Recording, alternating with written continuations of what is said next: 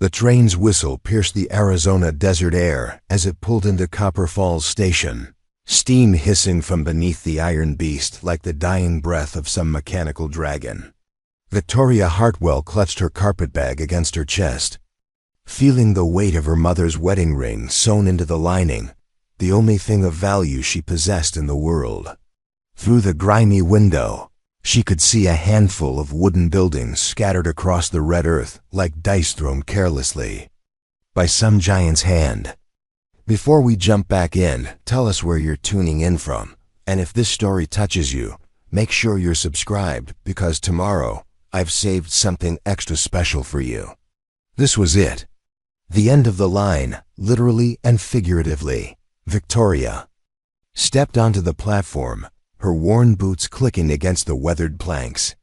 The Arizona sun beat down mercilessly, so different from the gentle warmth of her native Virginia. Everything here seemed harder, sharper, unforgiving. The few people waiting at the station eyed her with a mixture of curiosity and pity, the look reserved for Eastern women who arrived alone with nothing but hope and desperation driving them west. She unfolded the letter from her pocket, the paper soft from countless readings. Thomas Whitmore's handwriting was bold and confident, each stroke deliberate. "My dear Miss Hartwell," it began, "I am a man of considerable means who has built something substantial in this frontier territory. I seek a woman of refinement and intelligence to share in my success. Your letter suggests you possess both qualities in abundance." What the letter didn't say, what Victoria had read between the lines during their 4-month correspondence, was that Thomas Whitmore carried secrets. His careful phrasing when describing his work, his evasive answers about his past, the way he steered conversations away from certain topics, Victoria had recognized the signs.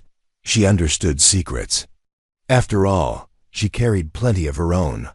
Her father had been a gambler and a drunk who'd lost the family plantation in a card game 3 months before his death. Her mother had died of consumption the following winter, leaving Victoria with nothing but debts and the whispered rumors that followed her family name through Richmond's social circles. The respectable teaching position she'd secured had lasted only until headmaster. Donnelly discovered her father's reputation and decided that moral character was hereditary. But Victoria Hartwell was no naive flower wilting under adversity. She'd spent her 24 years learning to read people, to understand what they wanted to hear, to present herself as exactly what others needed her to be. If Thomas Whitmore had secrets, well, that simply meant they understood each other. Men with secrets often needed women who wouldn't ask inconvenient questions. "Miss Hartwell?" A gravelly voice interrupted her thoughts. Victoria turned to see a weathered man in his 60s approaching, his hat respectfully removed to reveal thinning gray hair. His clothes were clean but well-worn, speaking of honest work rather than prosperity. "I'm Ben Crawford," he said, offering a slight bow. "Mr. Whitmore sent me to collect you. He's occupied with business matters this afternoon." A flicker of disappointment crossed Victoria's chest, quickly suppressed. Of course, a man of Thomas's importance would not abandon his affairs to meet a train. She was a practical woman. She understood priorities. "Mr. Crawford," she nodded graciously. "I trust the journey to Mr. Whitmore's ranch isn't overly long?" Something shifted in Ben's expression, so brief she might have imagined it. "About an hour's ride, miss. I've got the wagon ready." As Ben loaded her single trunk into the back of a sturdy but unremarkable wagon, Victoria noticed his careful attention to her belongings. Not the respectful handling of a servant, but something more protective, almost paternal. When he helped her onto the bench seat, his touch was gentle, as if she were something precious that might break. The wagon rolled through Copper Falls' single main street, and Victoria observed everything with keen attention. The general store, the saloon, the small church with its modest steeple, all the standard fixtures of a frontier town. But she also noticed what wasn't there, the signs of real prosperity that should accompany a man of considerable means. Number Grand bank building, no elaborate storefronts, no evidence of the kind of wealth Thomas had described in his letters. "Mr. Crawford," she ventured as they left the town behind, "you've worked for Mr. Whitmore long?" "Going on 15 years now," Ben replied, his eyes fixed on the road ahead. "Then you've seen his enterprise grow considerably." Another pause, longer this time. "Mr. Whitmore is a complicated man, Miss Hartwell. Good-hearted, but complicated." The warning in his tone was subtle but unmistakable. Victoria filed it away with her other observations. As the wagon climbed into the foothills beyond Copper Falls, the landscape opened up into something genuinely breathtaking. Red rock formations rose like ancient cathedrals against the blue sky, and green valleys nestled between them like emeralds in a jeweler's setting. If nothing else, Thomas Whitmore had chosen a beautiful country to make his fortune. "It's magnificent," Victoria murmured, meaning it. "That it is," Ben agreed, and for the first time since meeting him, his smile seemed genuine. "Mr. Whitmore always said this land gets into a person's blood. Makes it hard to leave, even when maybe you should." The cryptic comment hung in the air. Between them as the wagon crested a ridge, and Victoria got her first glimpse of her new home. The Whitmore ranch spread across a broad valley, but something was immediately wrong with the picture. The main house was substantial enough, a 2-story structure, with a wraparound porch and fresh white paint that gleamed in the afternoon sun. But the outbuildings told a different story. The barn was enormous, far too large for the modest herd of cattle grazing in the nearby pastures. Its fresh construction stood in stark contrast to the weathered corrals and bunkhouse. Most telling of all was the activity around it, men moving with purposeful efficiency, loading and unloading wagons with cargo covered by heavy tarpaulins. "Busy place," Victoria observed carefully. Ben's hands tightened on the reins. "Mr. Whitmore runs a diversified operation." As they drew closer, Victoria could see more details that didn't fit the picture of a simple cattle ranch. The men working around the barn moved with military precision, and several wore revolvers with the casual ease of professional gunmen. The wagons bore no identifying marks, and their drivers kept their faces shadowed beneath wide-brimmed hats.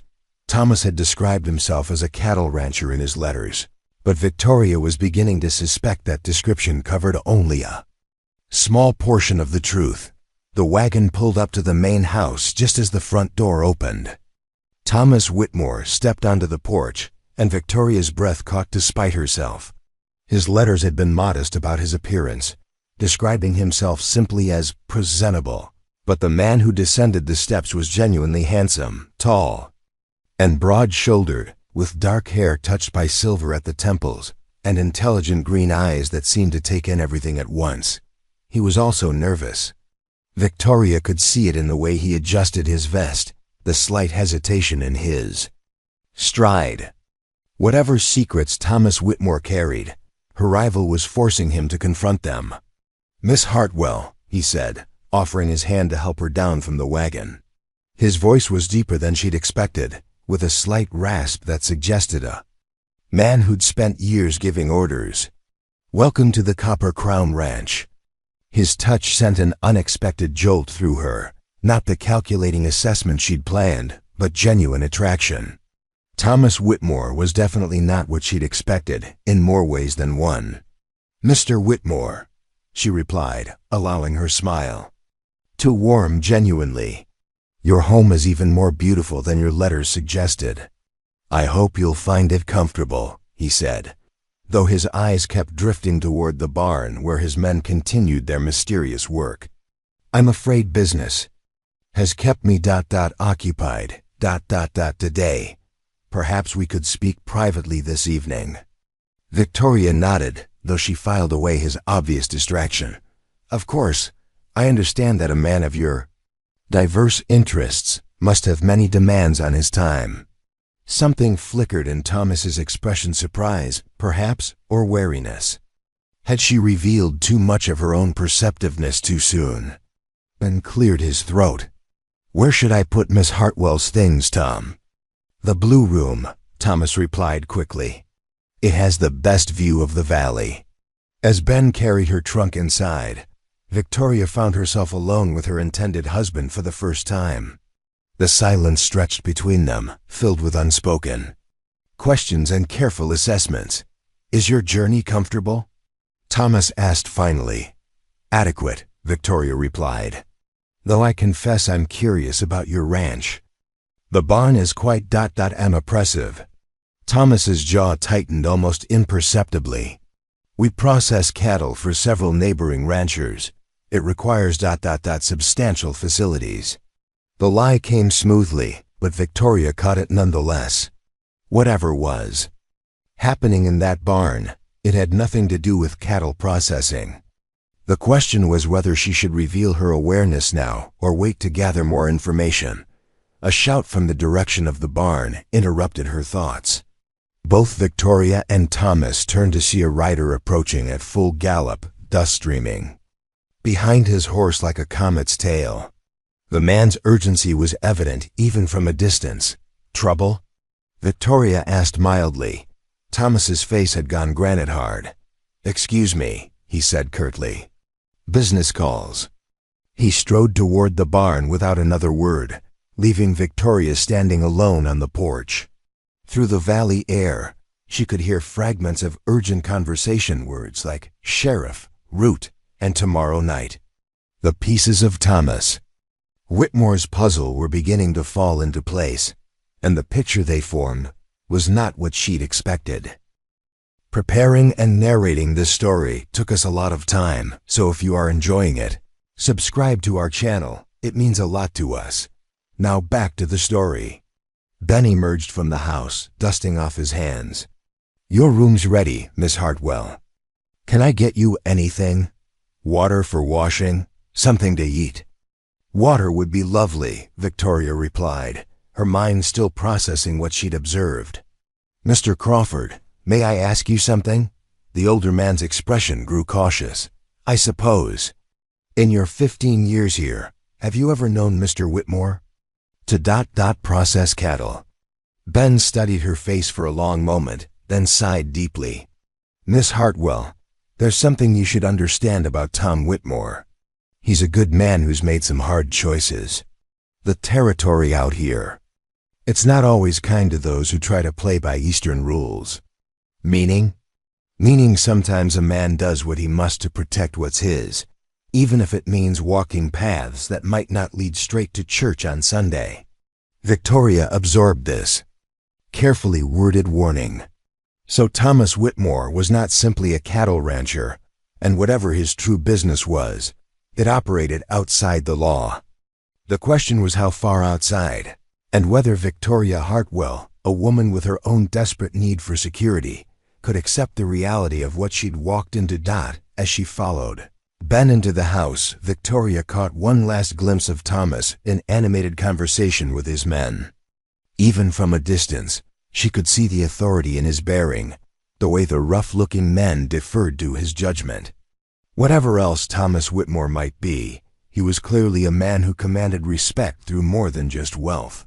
The blue room was indeed beautiful, with windows overlooking the valley and furnishings that spoke of genuine taste rather than frontier pragmatism. Someone had placed fresh wildflowers on the dresser, and the bed was covered with a quilt that showed the work of skilled hands. As Victoria unpacked her few belongings, she reflected on the irony of her situation. She'd come west expecting to marry a man with secrets, prepared to accept those secrets in exchange for security and respectability. What she hadn't expected was to find herself genuinely attracted to the man behind the one mystery. But as the afternoon wore on and the activity around the barn intensified, Victoria began to suspect that Thomas Whitmore's secrets ran deeper than she'd imagined. And tomorrow night, whatever was happening tomorrow night, was going to reveal truths that might change everything. Standing at her window as the sun began to set behind the red rocks, Victoria Hartwell wondered if she was brave enough to face whatever reality lay hidden beneath the surface of the Copper Crown Ranch. She'd come seeking a sanctuary from her past, but she was beginning to fear she'd walked into something far more dangerous than poverty or social disgrace. The sound of approaching hoofbeats drew her attention back to the valley. More riders were arriving, their faces hard and their weapons visible. Whatever Thomas Whitmore's business was, tomorrow night was going to be significant. And Victoria Hartwell, mail-order bride from Virginia, was about to discover just how much. Her heart could break when she learned the truth about the man she'd traveled across a continent to marry. Victoria woke before dawn to the sound of wagon wheels and hushed voices drifting through her window. The activity that had begun yesterday afternoon was continuing under cover of darkness, and she found herself drawn to peek through the curtains at the shadowy figures moving purposefully around the barn. Whatever Thomas Whitmore's true business was, it operated best when decent folks were asleep. She dressed carefully in her second-best dress, a deep green cotton that brought out her eyes and suggested refinement without ostentation. If she was going to confront whatever truths this day might bring, she would do so looking like a lady worth respecting. The kitchen was empty when she descended, but the scent of coffee and bacon lingered in the air. A plate sat covered on the table with a note in careful handwriting. Didn't want to wake you. Help yourself to anything you need. Ben. As Victoria poured herself coffee, the back door opened and Thomas entered, his clothes dusty and his face drawn with exhaustion. He stopped short when he saw her, and she caught a flash of something in his expression, guilt, perhaps, or resignation.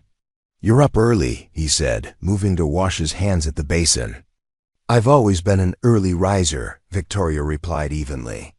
"I hope I'm not intruding on your morning routines." Thomas glanced at her sharply, clearly trying to assess how much she'd observed. "Ranch work starts before sunrise."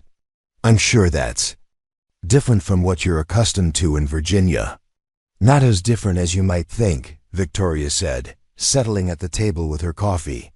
"My family raised tobacco before. Circumstances changed. I'm familiar with the demands of agricultural life." She watched Thomas pour his own coffee, noting the way his hands moved with careful precision despite his obvious fatigue. Whatever he'd been doing all night, it had required steady nerves and complete attention. "About our conversation yesterday," Thomas began, settling across from her. "I realize my distraction may have given you the wrong impression." "And what impression would that be?" Thomas studied her face, clearly weighing his words. "That I'm not taking our arrangement seriously. That your arrival here isn't important to me." Victoria sat down, her cup meeting his gaze directly. "Mr. Whitmore, I'm a practical woman. I understand that successful men have responsibilities that don't pause for personal convenience. What concerns me isn't your business demands, it's the nature of that business." The silence that followed was heavy with unspoken truths. Thomas's green eyes searched her face, clearly trying to determine how much she suspected and what she might be willing to accept. "What exactly are you asking me, Miss Hartwell?" "I'm asking whether the man I came west to marry is the same man described in those letters, or whether I've walked into something I should have considered more carefully." Before Thomas could respond, the sound of approaching riders interrupted them. Through the kitchen window, Victoria could see a group of men on horseback cresting the ridge that led to town. Even from a distance, something about their formation suggested official business. Thomas cursed under his breath and stood quickly. "Stay inside," he commanded, his tone sharp with authority.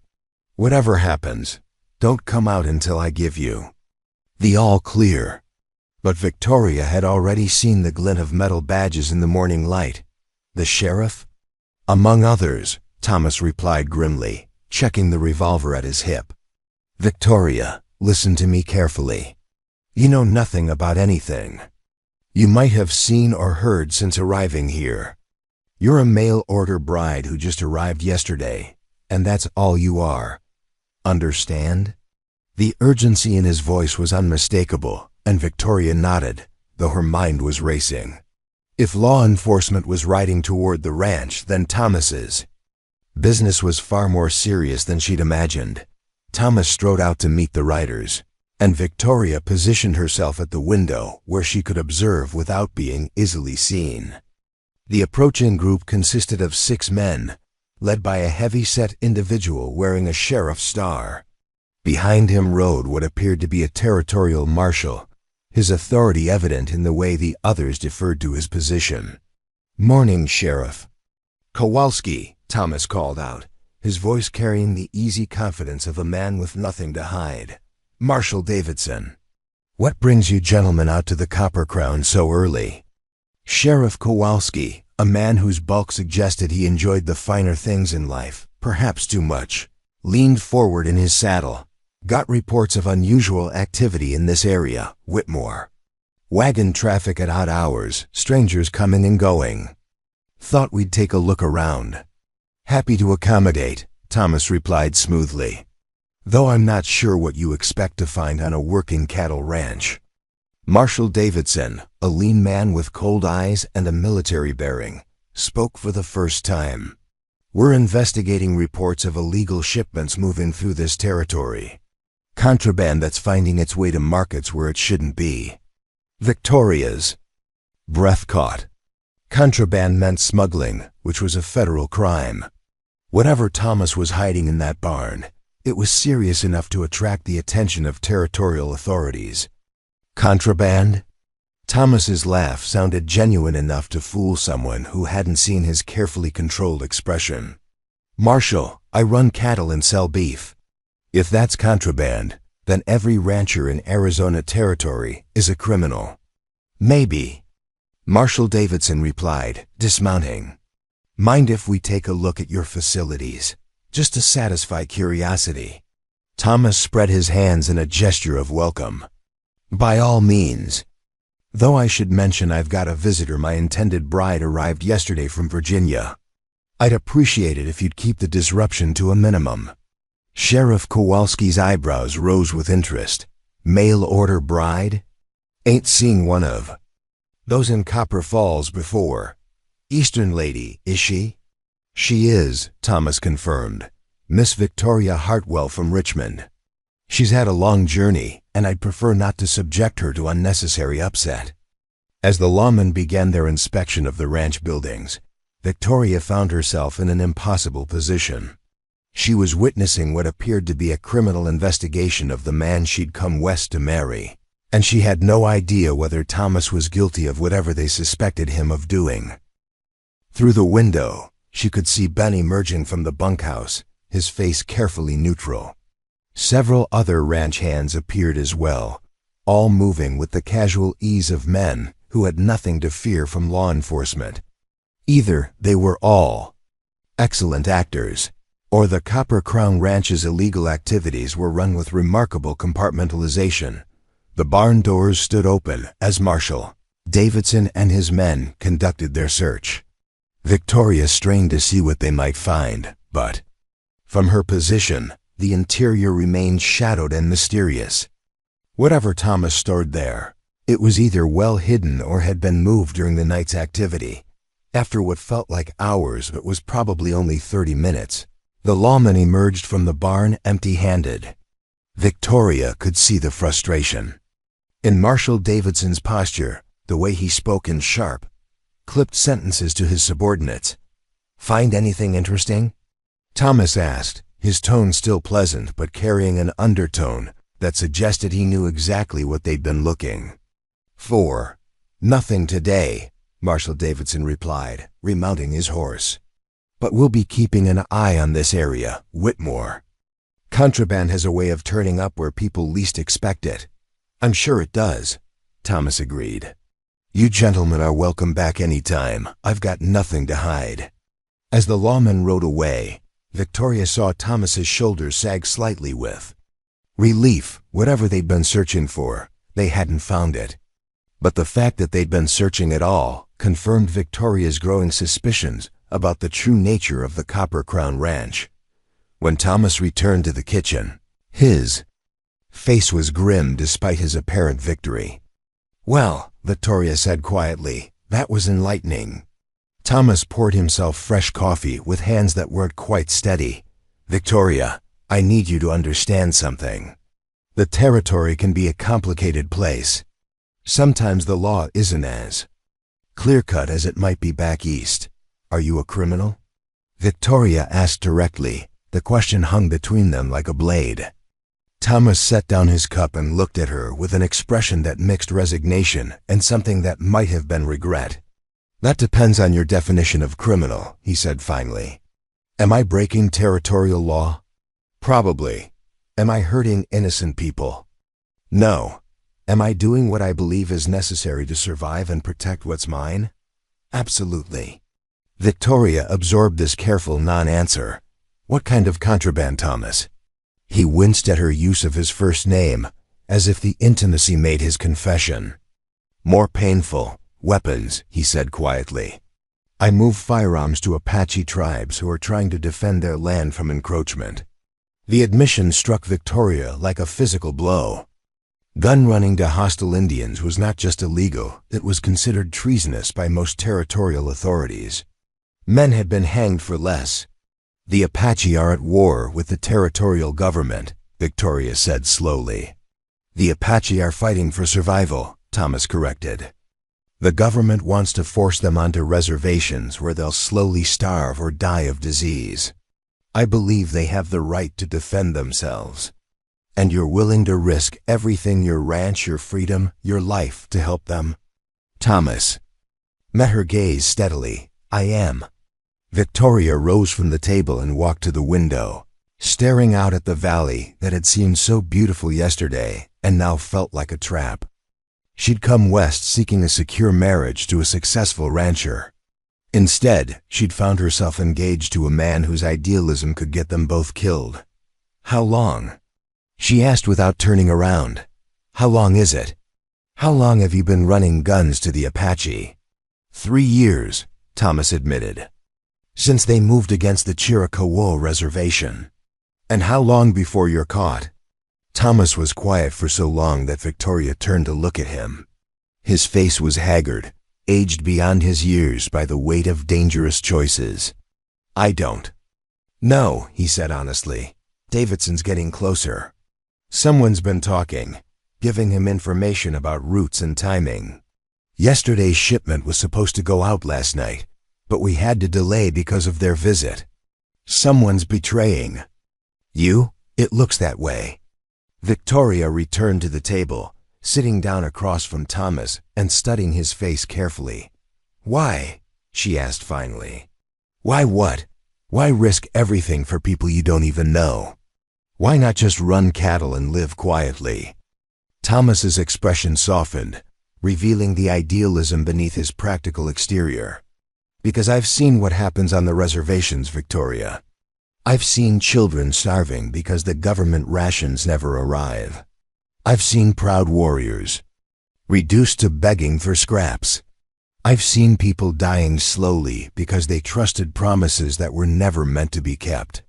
And you think giving them weapons will change that? I think giving them the means to defend themselves gives them a choice. Maybe they'll choose to fight and die free rather than surrender and die slowly. Victoria stared at this man who had become a stranger in the space of a single conversation. Thomas Whitmore, who had written those careful, charming letters, was gone, replaced by someone driven by conscience toward almost certain destruction. What about me? She asked quietly. What happens to your mail-order bride when Marshal Davidson finally gets the evidence he needs? Thomas's face crumpled with what looked like genuine anguish. I don't know, he whispered. God help me, Victoria. I don't know. I brought you here thinking ... hoping ... that maybe I could have both, a normal life and the work I believe in. But seeing those badges this morning, knowing how close they're getting. He reached across the table as if to take her hand, then stopped, apparently realizing he had no right to seek comfort from the woman whose life he'd inadvertently endangered. I'm sorry, he said simply. You didn't sign up for this. You came here in good faith, expecting to marry a respectable rancher. Instead, You've walked into the middle of something that could destroy us both." Victoria studied his face, the genuine remorse, the exhaustion, the stubborn idealism that was going to get him killed. Despite everything, despite the danger and the lies and the impossible situation, she found herself still attracted to this complicated man who valued principle over safety. "What are you asking me to do?" she said finally. "I'm asking you to leave," Thomas replied, his voice barely audible. "Ben can drive you back to town this afternoon. I'll give you money for the train fare back east, enough to start over somewhere. Safe. And if I choose to stay?" Thomas looked up at her with surprise and something that might have been hope. "If you stay, you become part of this. There's no half measures, Victoria. Either you're with me completely, knowing the risks and accepting them, or you need to leave before it's too late." Victoria rose from the table and walked to the window again, looking out at the valley where Thomas Whitmore had chosen to make his stand against what he saw as injustice. The morning sun was climbing higher, burning off the desert mist and revealing the harsh beauty of the landscape in sharp relief. She thought of her alternatives. Return to Richmond and face the whispers about her family's disgrace. Try to find work in another city where her father's reputation hadn't preceded her. Accept charity from distant relatives who had already made clear their disapproval of her. Circumstances. Or stay here with a man whose conscience was going to get him hanged, and probably her along with him. Victoria Hartwell had spent her entire life making practical choices, calculating odds, accepting the least risky of available options. For once in her carefully managed existence, she found herself facing a decision that had nothing to do with practicality and everything to do with the kind of person she wanted to be. "I need time to think," she said finally. Thomas nodded, understanding. In his eyes, "Of course, take all the time you need. But Victoria... don't take too long. Things are moving faster than I'd hoped, and soon there may not be a choice to make." As if to underscore his words, the sound of approaching hoofbeats announced another visitor. Through the window, Victoria could see a lone rider approaching. Fast, dust streaming behind his horse. Thomas was already reaching for his gun when the rider pulled up at the house. It was one of his men, his face tight with urgency. "Boss," the man called out, "we got problems. Big ones. Word is Davidson's got an inside man, and there's a raid planned for tonight. They know about the shipment." Thomas closed his eyes briefly, then opened them with the look of a man accepting his fate. "How much time do we have?" "Maybe 6 hours before they move. The Apache are expecting those rifles, Tom. Chief Natchez people are counting on them." Victoria watched this exchange with growing understanding. Thomas wasn't just risking his own life for his principles. He was risking the lives of people who were depending on him. The weight of that responsibility was visible in every line of his body. "Get word to the others," Thomas commanded. "We move the shipment now, before Davidson can set up his trap." As the rider spurred his horse back toward the barn, Thomas turned to Victoria with an expression of profound regret. "I'm sorry," he said. "Your decision just got a lot more urgent. In 6 hours, this ranch is going to be the center of a federal raid. If you're going to leave Victoria, it has to be now." Victoria looked at this man who had inadvertently dragged her into the middle of a crisis that could destroy them both. He was offering her escape, but she could see in his eyes that he hoped she would choose to stay. The question was whether Victoria Hartwell had the courage to love a man whose principles mattered more to him than his own life or hers.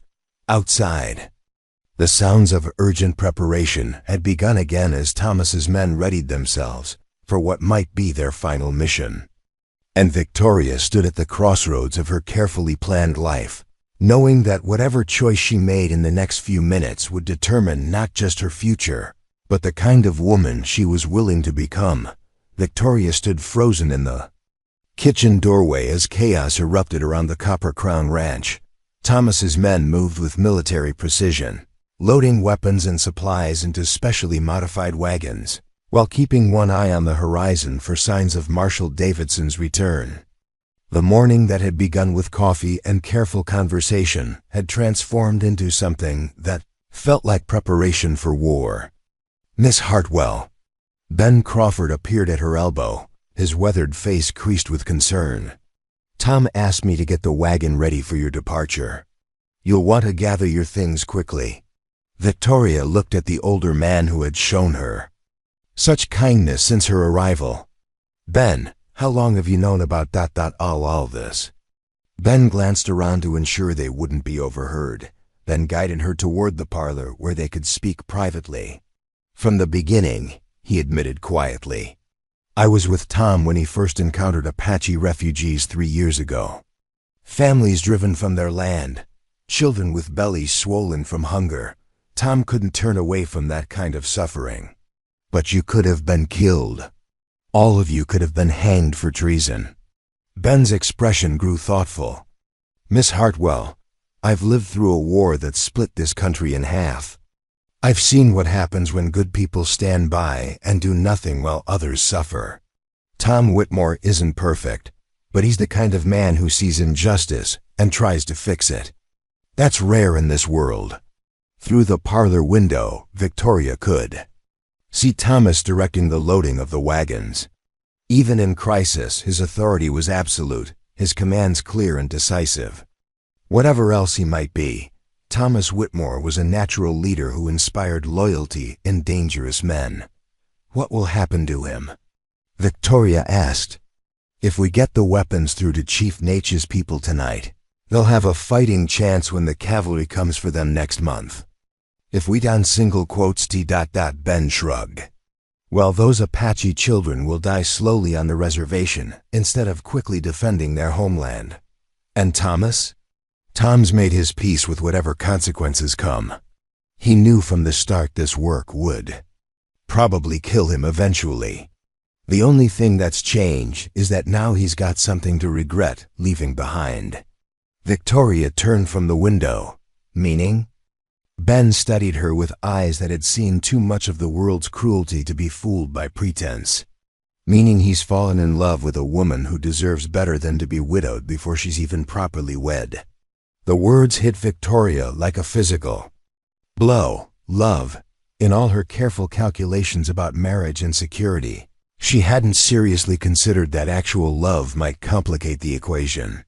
Thomas's letters had been charming and thoughtful, but she'd approached their correspondence as a business arrangement. The idea that genuine feeling had developed on his side, and perhaps her own, changed everything. "He barely knows me," Victoria protested. "Miss Hartwell, I've known Tom Whitmore for 15 years. I've never seen him look at a woman the way he looked at you yesterday when you stepped down from that wagon. And I've never seen him this torn up about anything, including the prospect of federal prison." Before Victoria could respond, the parlor door burst open and Thomas strode in, his face dark with urgency. "Victoria, you need to leave now." Davidson's men were seen heading back this way with reinforcements. "We've got maybe 2 hours before this place is surrounded. Where will you go?" Victoria asked. "There's a canyon route through the mountains that Davidson doesn't know about. If we can get the weapons through tonight, Chief Nash can disperse his people before the cavalry arrives. But it's a one-way trip. We won't be coming back to the ranch." Victoria felt her world shift beneath her feet. "You're abandoning everything you've built here?" Thomas's jaw tightened. "Everything I've built here was temporary. I always knew this day would come. The work is what matters, not the place. And after tonight? After tonight, Thomas Whitmore ceases to exist. I'll disappear into Mexico, or California, start over under a different name." His green eyes searched her face desperately. "Victoria, I'm begging you to take Ben's wagon and get as far from here as possible. When Davidson raids this place and finds it empty, he's going to be furious. Anyone associated with me will be considered suspect." Victoria looked between Thomas and Ben, seeing the genuine concern in both men's faces. They were offering her escape from a situation that was about to become deadly, and she knew she should accept their offer. The practical voice in her head, the one that had guided her through years of careful survival, was screaming at her to take the wagon and run. But another voice, one she barely recognized, was asking different questions. What kind of woman walked away when people were depending on her? What kind of person chose safety over justice? How many Apache will die if those weapons don't get through? She asked quietly. Thomas blinked, clearly not expecting the question. Nate has about 200 people with him. Men, women, children, without weapons to defend themselves. They'll all die. Eventually, yes. Victoria moved to the window and looked out at the frantic activity in the yard. She thought about the comfortable life she'd imagined when she first answered Thomas's advertisement. A respectable marriage, financial security, social standing in a frontier community. All of it was dissolving like smoke, replaced by something far more dangerous and uncertain, but also something more meaningful. I have an idea, she said finally. Both men turned to her with expressions of surprise. What if Marshal Davidson found something when he raided the ranch tonight? What if he discovered evidence that Thomas Whitmore was indeed a criminal, but one who was already gone? Thomas frowned. I don't understand. Victoria turned from the window, her mind working rapidly through the possibilities. Davidson needs to justify his investigation to his superiors. If he raids the ranch and finds nothing, he looks incompetent. But if he finds evidence of criminal activity, even if the criminal has escaped, he can claim victory. You're suggesting we leave evidence behind? Ben asked. I'm suggesting we give him a different criminal to blame. Someone whose guilt would explain everything, but whose capture would be impossible. Thomas shook his head. Victoria, you're not making sense. What if Victoria Hartwell, mail-order bride from Virginia, was actually an undercover federal agent, investigating illegal weapons smuggling? What if she discovered the truth about the Copper Crown Ranch and tried to arrest Thomas Whitmore, but he escaped during the confrontation? The silence that followed was deafening. Thomas and Ben stared at her as if she'd spoken in a foreign language. That's insane, Thomas said finally. Is it? Davidson knows a mail-order bride arrived here 2 days ago. If he finds evidence that she was actually a federal agent working undercover, and that she was killed trying to stop the weapons shipment, it explains everything. He gets his criminal, his justification for the investigation, and a tragic story about a brave agent who died in the line of duty. Ben's eyes widened with understanding. And Victoria Hartwell disappears, presumed dead, while someone else escapes with Tom.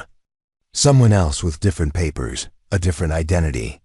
Someone who could help get those weapons to Chief Nate, and then disappear into Mexico. Thomas was staring at her with an expression she couldn't read. Victoria, what you're suggesting, it means giving up your entire life. Your name, your identity, everything you've ever been. What life? Victoria asked with more bitterness than she'd intended. I'm a disgraced woman from a family of gamblers and drunkards. I have no money, no prospects, no future worth preserving. The only thing Virginia Hartwell had to offer was her ability to disappear when necessary. And you're willing to do that? To become someone else entirely? Victoria looked at Thomas, seeing not just the handsome man who had written her charming letters, but the complicated idealist who was willing to die for his principles. She thought about the Apache children Ben had described, the families facing starvation or death. She thought about the kind of person she wanted to be when the choices mattered most. Yes, she said simply, I am. Thomas crossed the room in 3 quick strides and took her hands in his. Victoria, you don't understand what you're saying. Once we start down this path, there's no going back. You'll be dead to the world, wanted by federal authorities, living as a fugitive for the rest of your life. And you'll be with me? The question hung between them, carrying weight far beyond its simple words. Thomas searched her face, looking for doubt or fear or second thoughts. "If you want me to be," he said. "Finally, then I have everything I need." Ben cleared his throat. "Folks, I hate to interrupt this moment, but if we're going to make this work, we need to start planning now. Davidson will be back before sunset." For the next hour, the three of them worked out the details of Victoria's desperate plan. Ben would create the evidence needed to support the undercover agent's story-forged documents. A fake badge, a letter of introduction that would appear authentic to cursory examination. Thomas would stage signs of a struggle in the house, complete with bloodstains that would suggest Victoria had been killed trying to prevent his escape. Most importantly, they would create a new identity for Victoria herself. Papers that identified her as Maria Santos, a Mexican woman who had been working as a housekeeper at the ranch. Someone whose disappearance wouldn't merit federal investigation. The language barrier could work in your favor, Ben pointed out as he worked on the forged documents. "If anyone questions you, just speak Spanish and act frightened. Most territorial officials don't bother with Mexican servants." "I don't speak Spanish," Victoria pointed out. "I do," Thomas said. "I'll teach you enough to get by." The important thing is that Maria Santos is someone completely different from Victoria Hartwell. Different background, different personality, different everything. As the afternoon progressed, Victoria found herself watching Thomas work with his men to prepare for the night's mission. The weapons were carefully packed in wagons designed to look like they were carrying ranch supplies. Routes were planned and contingencies discussed. Everyone involved understood that failure meant death, either at the hands of federal authorities or Apache enemies who would assume betrayal. "Nervous?" Ben asked, finding Victoria alone on the porch as the sun began to set. "Terrified," Victoria admitted, "but also, I don't know how to explain it. For the first time in my life, I feel like I'm doing something that matters. Tom's a good man, Miss Hartwell. He'll take care of you. What if he changes his mind? What if he decides I'm more trouble than I'm worth?" Ben smiled, the expression transforming his weathered features. "Miss Hartwell, I've watched that boy fall in love with you over the course of 2 days. He'd rather face a firing squad than let anything happen to you." "Love," Victoria repeated softly. "It seems impossible. Love usually does. That's what makes it worth the risk." As darkness fell over the valley, Thomas's men began moving the wagons toward the canyon route that would take them to Chief Nash's hidden camp. The barn that had been bustling with activity all day was now empty except for the evidence they'd planted for Marshal Davidson to find. Thomas found Victoria in the kitchen, where she was burning the letters they'd exchanged during their courtship. The flames consumed months of careful correspondence, reducing their paper romance to ash and smoke. "Ready?" he asked quietly. Victoria looked around the kitchen that had briefly felt like home, then at the man who was offering her a future she'd never imagined wanting. "Ready." They slipped out the back door and made their way to where Ben waited with 2 horses. In the distance, Victoria could see the lights of approaching riders, Davidson and his reinforcements, arriving right on schedule. "This is it," Thomas murmured, helping Victoria into the saddle. "Last chance to change your mind." Victoria looked back at the ranch house one final time, then at the man beside her who was risking everything for people he'd never met. "I'm not changing my mind."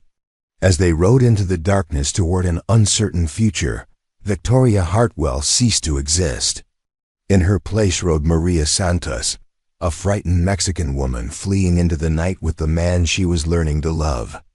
Behind them, the lights of Davidson's raid party grew brighter as they approached the ranch that would soon reveal the tragic story of an undercover federal agent who had died trying to stop an illegal weapons shipment. And ahead of them lay the dangerous journey to deliver weapons to people who desperately needed them. Guided by a man whose conscience had made him an outlaw and whose heart had made him willing to share his exile with a woman brave enough to choose love over safety. The transformation was complete. Victoria Hartwell, a respectable mail-order bride from Virginia, was dead. Maria Santos, fugitive and partner to a gunrunner, was born under the Arizona stars as they rode toward whatever destiny awaited them in the mountains ahead. The mountain trail was treacherous in the darkness, winding through narrow passes where loose rocks could send a horse tumbling into unseen ravines.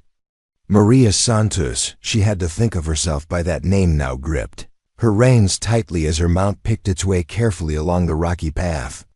Behind them, the lights of Marshall Davidson's raid on the Copper Crown Ranch had long since disappeared. But the knowledge that there was no turning back weighed heavily on her shoulders. Thomas rode ahead, his silhouette barely visible against the star-filled sky. He moved with the confidence of a man who knew these mountains intimately, but Maria could sense the tension in his posture. Every shadow could hide federal agents. Every sound could signal discovery.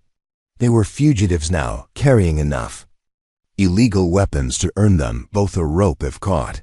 "How much farther?" Maria whispered when Thomas called a brief halt to rest the horses. "Another 6 miles to the first cache point," Thomas replied, dismounting to check his horse's hooves.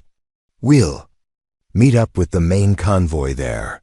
Maria slid down from her saddle, her legs unsteady after hours of hard riding.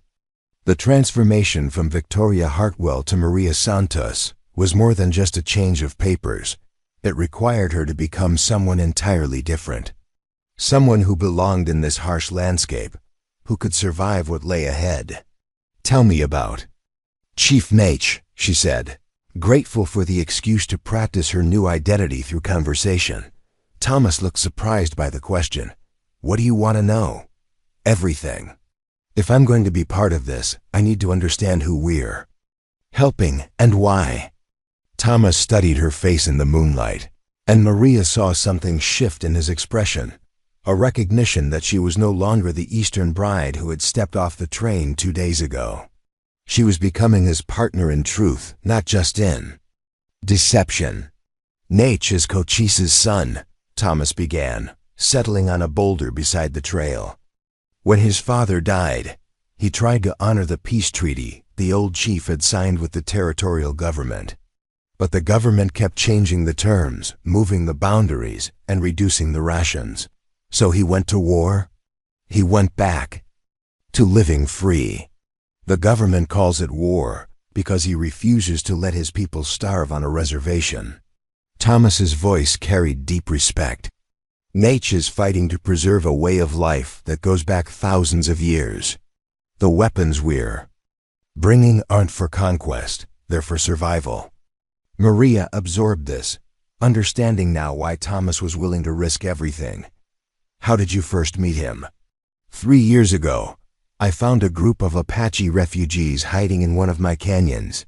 Women and children, mostly, fleeing a cavalry raid on their camp. They were starving, desperate." Thomas's hands clenched involuntarily. "The children. God, Maria, some of them were so weak they could barely stand. What did you do? Feed them. Gave them medical supplies. Hidden them until they could rejoin." "Nate's band." Thomas looked up at the stars. "That's when I realized I couldn't just stand by and watch genocide happen in the name of civilization." The word genocide hung in the mountain air like an accusation. Maria had read newspaper accounts of the Indian wars that painted them as necessary steps toward progress. Sitting here in the darkness with a man whose conscience had made him a criminal, she was beginning to understand how much those newspapers had omitted. "The woman who wrote those letters to you," Maria said carefully. "Victoria Hartwell, she never would have understood this." Thomas turned to look at her. "What do you mean?" She was looking for security, respectability, and a comfortable life. She would have seen your work as a threat to everything she wanted. Maria met his gaze steadily. "But Maria Santos has nothing to lose and everything to gain by standing with someone who fights for justice." Something flickered in Thomas's eyes, gratitude, perhaps, or recognition that the woman beside him was choosing to be here rather than being trapped by circumstances. "Maria," he said softly, "Are you sure about this? Really sure? Because once we deliver these weapons, there's no going back to any kind of normal life." "Normal was overrated," Maria replied with a smile that felt more genuine than any she'd worn as Victoria Hartwell. "Besides, I'm beginning to think I was never meant for normal." They remounted and continued their journey through the mountain passes. As they rode, Thomas began teaching Maria the Spanish phrases she would need to maintain her new identity. More than that, he shared stories about the people they were going to help, not just Chief Naish, but the families who depended on him for protection. "There's a woman named Alope," Thomas said as they navigated a particularly treacherous switchback. "She lost her husband in a cavalry raid last year. Now she's raising 3 children alone, trying to keep them fed and safe while living on the Vailo. Run. How old are the children?" "The oldest is maybe 10. The youngest can't be more than 4. Thomas's voice carried pain. "When I see them, I think about what kind of world we're creating, what kind of legacy we're leaving." Maria understood. The abstract concept of helping Apache resistance had become intensely personal through Thomas's stories. These weren't faceless enemies of civilization. They were families fighting for survival. As dawn approached, they reached the rendezvous point, a hidden canyon where Thomas's men had been waiting with the weapon-laden wagons. Maria counted 8 men, all armed and alert, their faces bearing the hard lines of those who lived constantly on the edge of violence. "Boss," one of them called out as Thomas and Maria rode into the camp, "thought you might not make it. Davidson hit the ranch about an hour after you left." "Find anything?" Thomas asked, dismounting. "Everything we planted. Far as he knows, that federal agent got herself killed trying to stop us, and we scattered to the winds with the weapons." Maria felt a strange sensation, relief mixed with grief. Victoria Hartwell was officially dead, killed in the line of duty trying to stop illegal gun smuggling. The newspapers would probably call her a hero, never knowing that she had chosen to become the criminal instead. "And our guest here must be Maria," the man continued, his eyes taking in Maria's appearance with professional assessment. "She looks the part." "I am Maria Santos," she replied in careful Spanish, grateful for Thomas's quick lessons. I worked." At the ranch, the men exchanged approving looks. Whatever test she had just passed, Maria was relieved to have succeeded. Over the next several hours, as they prepared for the final push to Chief Naish's camp, Maria found herself integrated into the group with surprising ease. These were not the desperate criminals she might have expected, but men bound together by shared purpose and mutual respect. They treated Thomas as their leader, not through fear, but through genuine loyalty. "You're not what I expected," one of them, a man named Carlos, confided to Maria as they loaded supplies. "What did you expect? Another Eastern lady who'd slow us down and complain about the hardships," Carlos grinned. Instead, Tom found himself a woman with steel in her spine.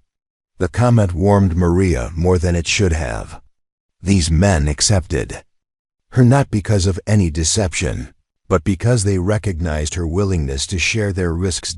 As they prepared to move out for the final leg of their journey, Thomas pulled Maria aside. "There's something you need to understand about what we're about to see," he said quietly. "Naish's people are living under conditions that, well, they're harsh. They're constantly moving, always watching for cavalry patrols. They have very little food, inadequate shelter. It's not going to be easy to witness. I understand, do you? Maria, these people are dying slowly. The weapons we're bringing might help them fight back, but they won't solve the larger problem. We're buying them time, not salvation." Maria looked into Thomas's green eyes and saw the weight of impossible choices. Sometimes buying time is enough. Sometimes it's the difference between dignity and despair. Thomas nodded, seeming satisfied. With her answer, "Stay close to me when we reach the camp. Some of Naish's warriors might not understand what you're doing there." The final approach to Chief Naish's hidden stronghold, took them through terrain that seemed designed by nature to repel invaders. The canyon twisted and narrowed until the wagons could barely pass between towering rock walls. Hidden sentries appeared and disappeared like ghosts, escorting the convoy deeper into Apache territory. When they finally emerged into the hidden valley that served as the tribe's temporary home, Maria felt her breath catch. The camp was a collection of traditional wickiups and makeshift shelters scattered across the canyon floor. Smoke rose from cooking fires where women prepared meager meals from whatever food was available. Children played between the shelters, their laughter a defiant sound in the face of their circumstances. But it was the faces that struck Maria most powerfully. The adults bore expressions of constant vigilance, their eyes scanning the horizon, even as they went about daily tasks. These were people who had learned to live with the knowledge that death could come without warning, that everything they built might have to be abandoned at a moment's notice. Chief Nate himself emerged from the largest wickiup as Thomas's convoy entered the camp. He was a man of perhaps 40. His bearing combining the dignity of traditional leadership with the practical alertness of a military commander. When his eyes fell on Maria, she saw immediate suspicion. "Thomas Whitmore," Nate said in accented English, "you bring strangers to our sanctuary." "This is Maria Santos," Thomas replied in Spanish before switching to what Maria assumed was Apache. The conversation that followed was brief but intense, with Nate's eyes never leaving Maria's face. Finally, the chief nodded and spoke directly to Maria in Spanish. "You are welcome here, Maria Santos. Any friend of Thomas Whitmore is protected." "By my word." "Gracias, Chief Nate," Maria replied carefully. "I am honored to be here." What followed was a complex dance of unloading weapons, distributing ammunition, and ensuring that every warrior understood how to use the new rifles effectively. Maria found herself helping wherever she could, translating between English and Spanish speakers, assisting with medical supplies they had brought, even helping to prepare food for the men who had risked their lives to make the delivery possible. As she worked, Maria became aware that she was being watched, not with suspicion, but with curiosity. The Apache women seemed intrigued by this Mexican woman who had arrived with the gunrunners, who spoke their men's language but worked with her hands like one of them. "You are not what you appear to be," said a voice behind her. Maria turned to find an elderly Apache woman studying her with eyes that seemed to see everything. The woman's face was weathered by decades of desert sun, but her gaze was sharp with intelligence. "I am Maria Santos," Maria replied in Spanish, maintaining her assumed identity.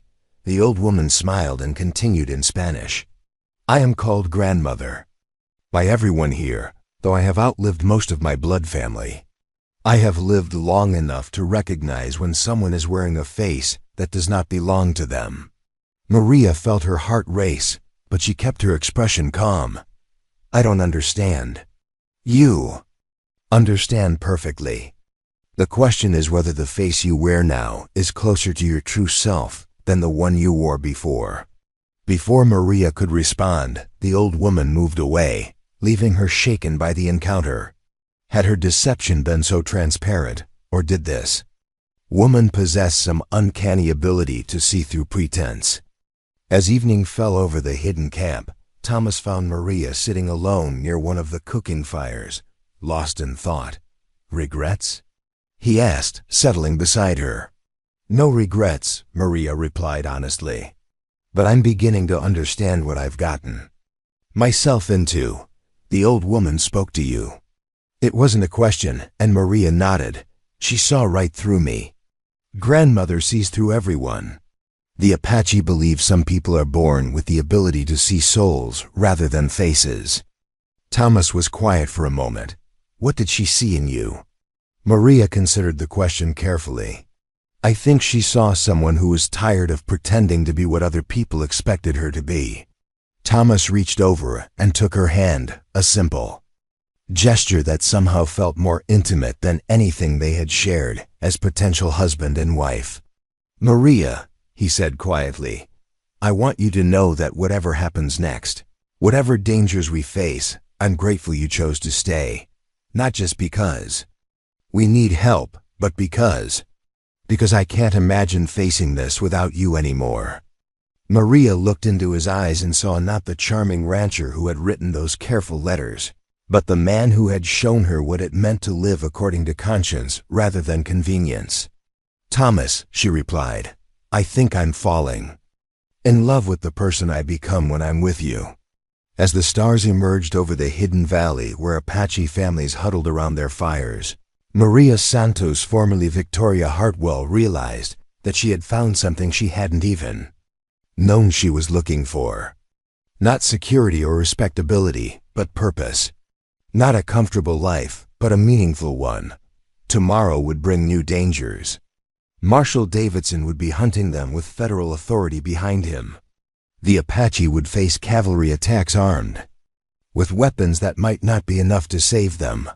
Thomas and Maria would begin their new lives as permanent fugitives from the law. But tonight, in this hidden sanctuary where people fought for the right to live free, Maria had found her true home. And the man beside her, whose conscience had made him an outlaw, had become more precious to her than any respectable marriage ever could have been. The transformation was complete in ways she was only beginning to understand. Victoria Hartwell had sought a husband to provide for her. Maria Santos had found a partner worth fighting beside, whatever the cost. Maria woke to the sound of urgent voices and running feet echoing through the hidden canyon. Dawn was still an hour away, but the Apache camp was already alive with frantic activity. Warriors grabbed weapons and disappeared into defensive positions among the rocks while women began the practiced routine of breaking camp with desperate efficiency. Thomas was gone from the bedroll beside hers. Maria sat up quickly, her heart pounding as she tried to understand what was happening. Through the pre-dawn darkness, she could see Chief Nate issuing rapid commands to his men while Thomas stood beside him, both their faces grim with shared knowledge. Maria, the old woman they called grandmother, appeared at her side, moving with surprising speed despite her age. "Come quickly, help with the children.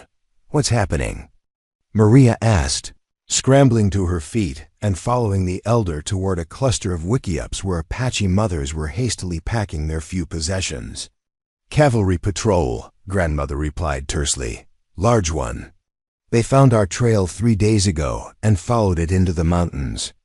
Maria's blood turned to ice. "How many soldiers?" "Enough." Grandmother's weathered hands worked efficiently, rolling blankets and gathering supplies. "The scouts say they are being led by someone who knows these mountains. Someone who has been here before." As Maria helped load children and supplies onto the pack animals, her mind raced through the implications. A cavalry patrol that knew the mountain trails, led by someone familiar with Apache hideouts. This wasn't a random sweep. Someone had given them specific information about where to find Chief Nate's band. There, one of the Apache warriors called out in Spanish, pointing toward the rim of the canyon. Even in the dim light, Maria could see the glint of metal and the movement of mounted figures against the skyline. The cavalry had found them. Thomas appeared at Maria's side, his face dark with fury. "We've been betrayed," he said quietly. "Someone told them exactly where to look. Who? I have my suspicions." Thomas helped lift a small child onto one of the pack horses. "But right now we need to focus on getting these people out of here alive." The next hour was a nightmare of controlled chaos. The Apache had planned for this scenario, but planning and execution were different things entirely. With children and elderly to protect, they couldn't simply scatter into the rocks and disappear. They needed time to get the most vulnerable members of their band to safety, and time was exactly what they didn't have. Chief Nate appeared beside them, his usually calm demeanor strained with the weight of impossible decisions.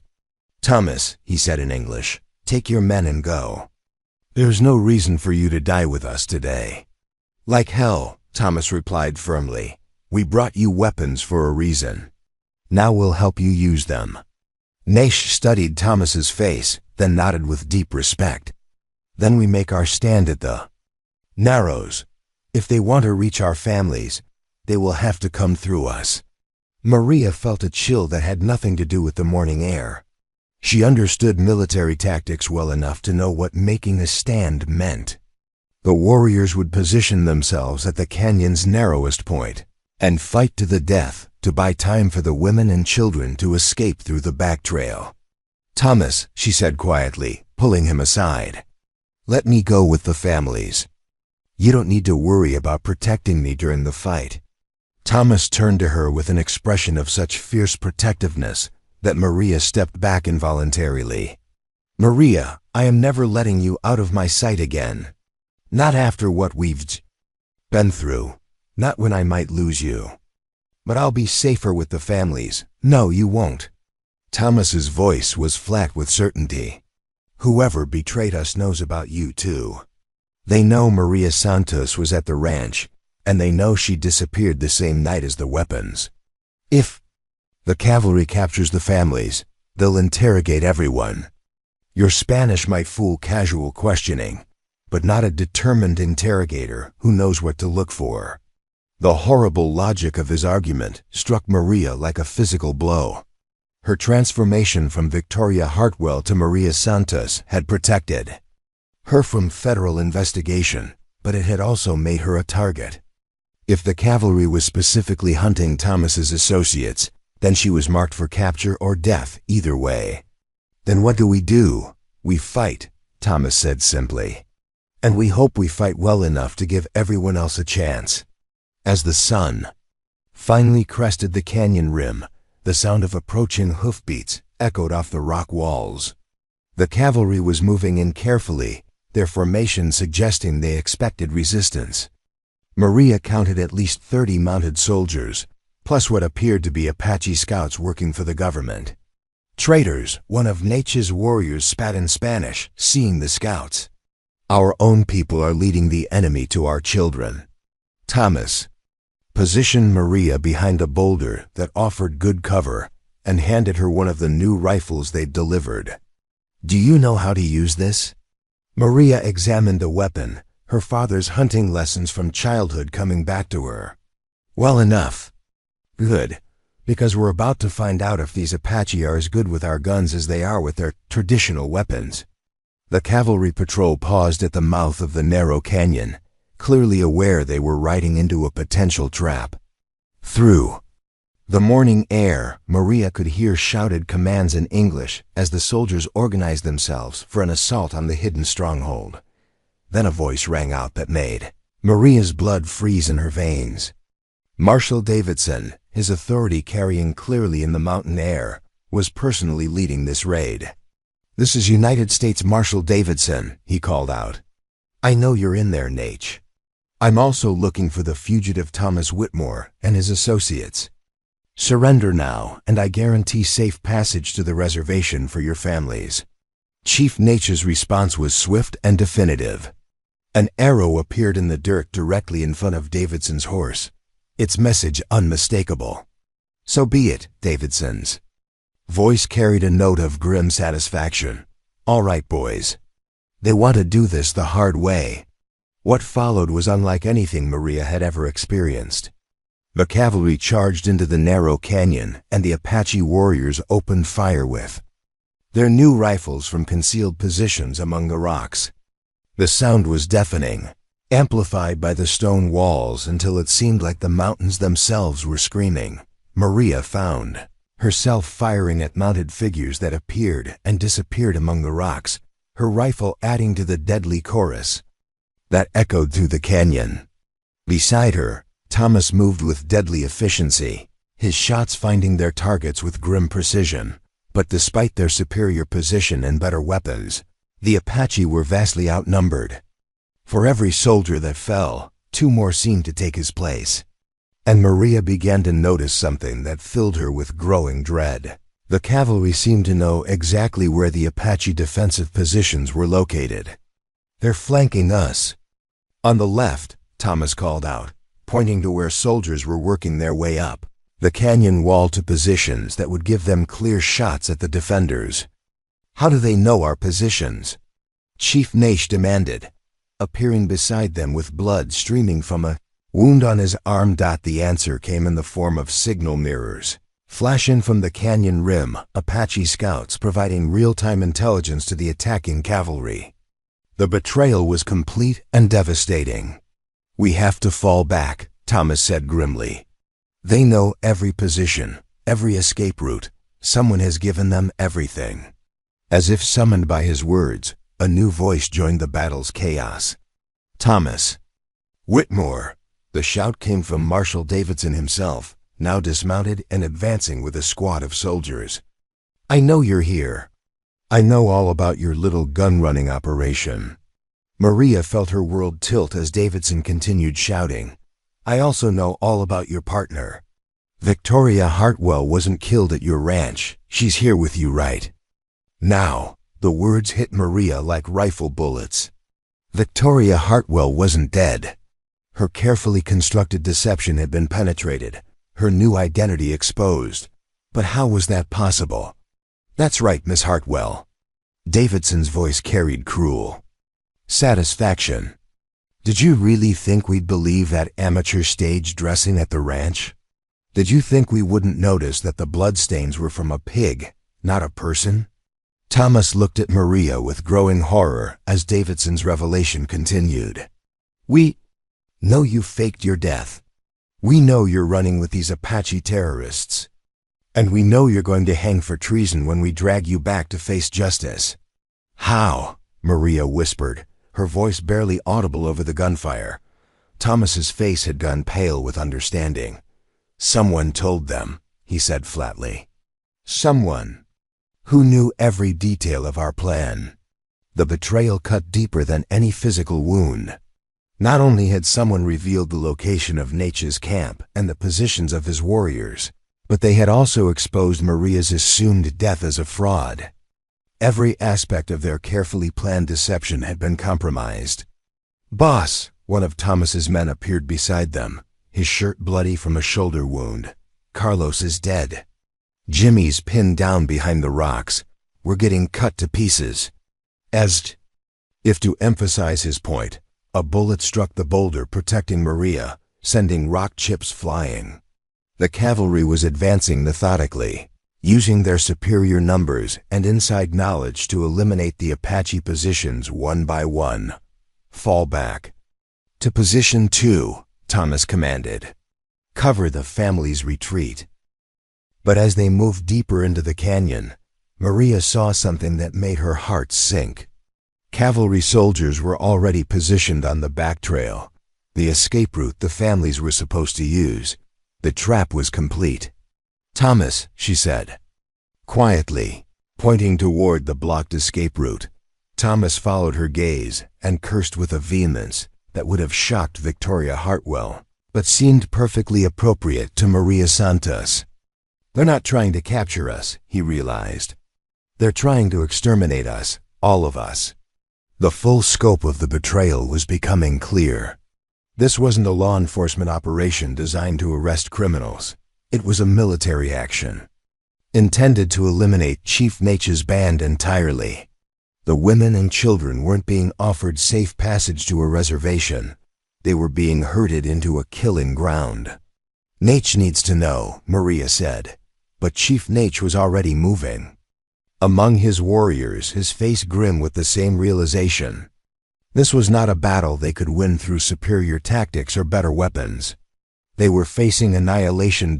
As the cavalry tightened their noose around the hidden camp, Maria found herself thinking not about the comfortable life she'd abandoned, or the respectable marriage she'd never have, but about the Apache children she'd helped load onto pack animals just hours earlier. Beautiful, innocent children who were about to die because someone had sold their location for federal gold. "Maria," Thomas said quietly, appearing beside her as bullets whined overhead. "I need you to know something." "What?" "I don't regret any of this. Not bringing you here, not falling in love with you, not fighting beside you." His green eyes were steady despite the chaos around them. If we're going to die today, I want to die knowing that we chose to stand for something that mattered. Maria looked at this man who had shown her what it meant to live according to conscience rather than convenience, who had loved her enough to accept her transformation from respectable bride to fugitive partner. "Thomas," she said, raising her voice over the sound of gunfire, "I love you." Not Thomas the rancher or Thomas the gunrunner, but Thomas the man who taught me what it means to be brave. As she spoke, a new sound joined the battle symphony, the war cries of Apache warriors making their final charge.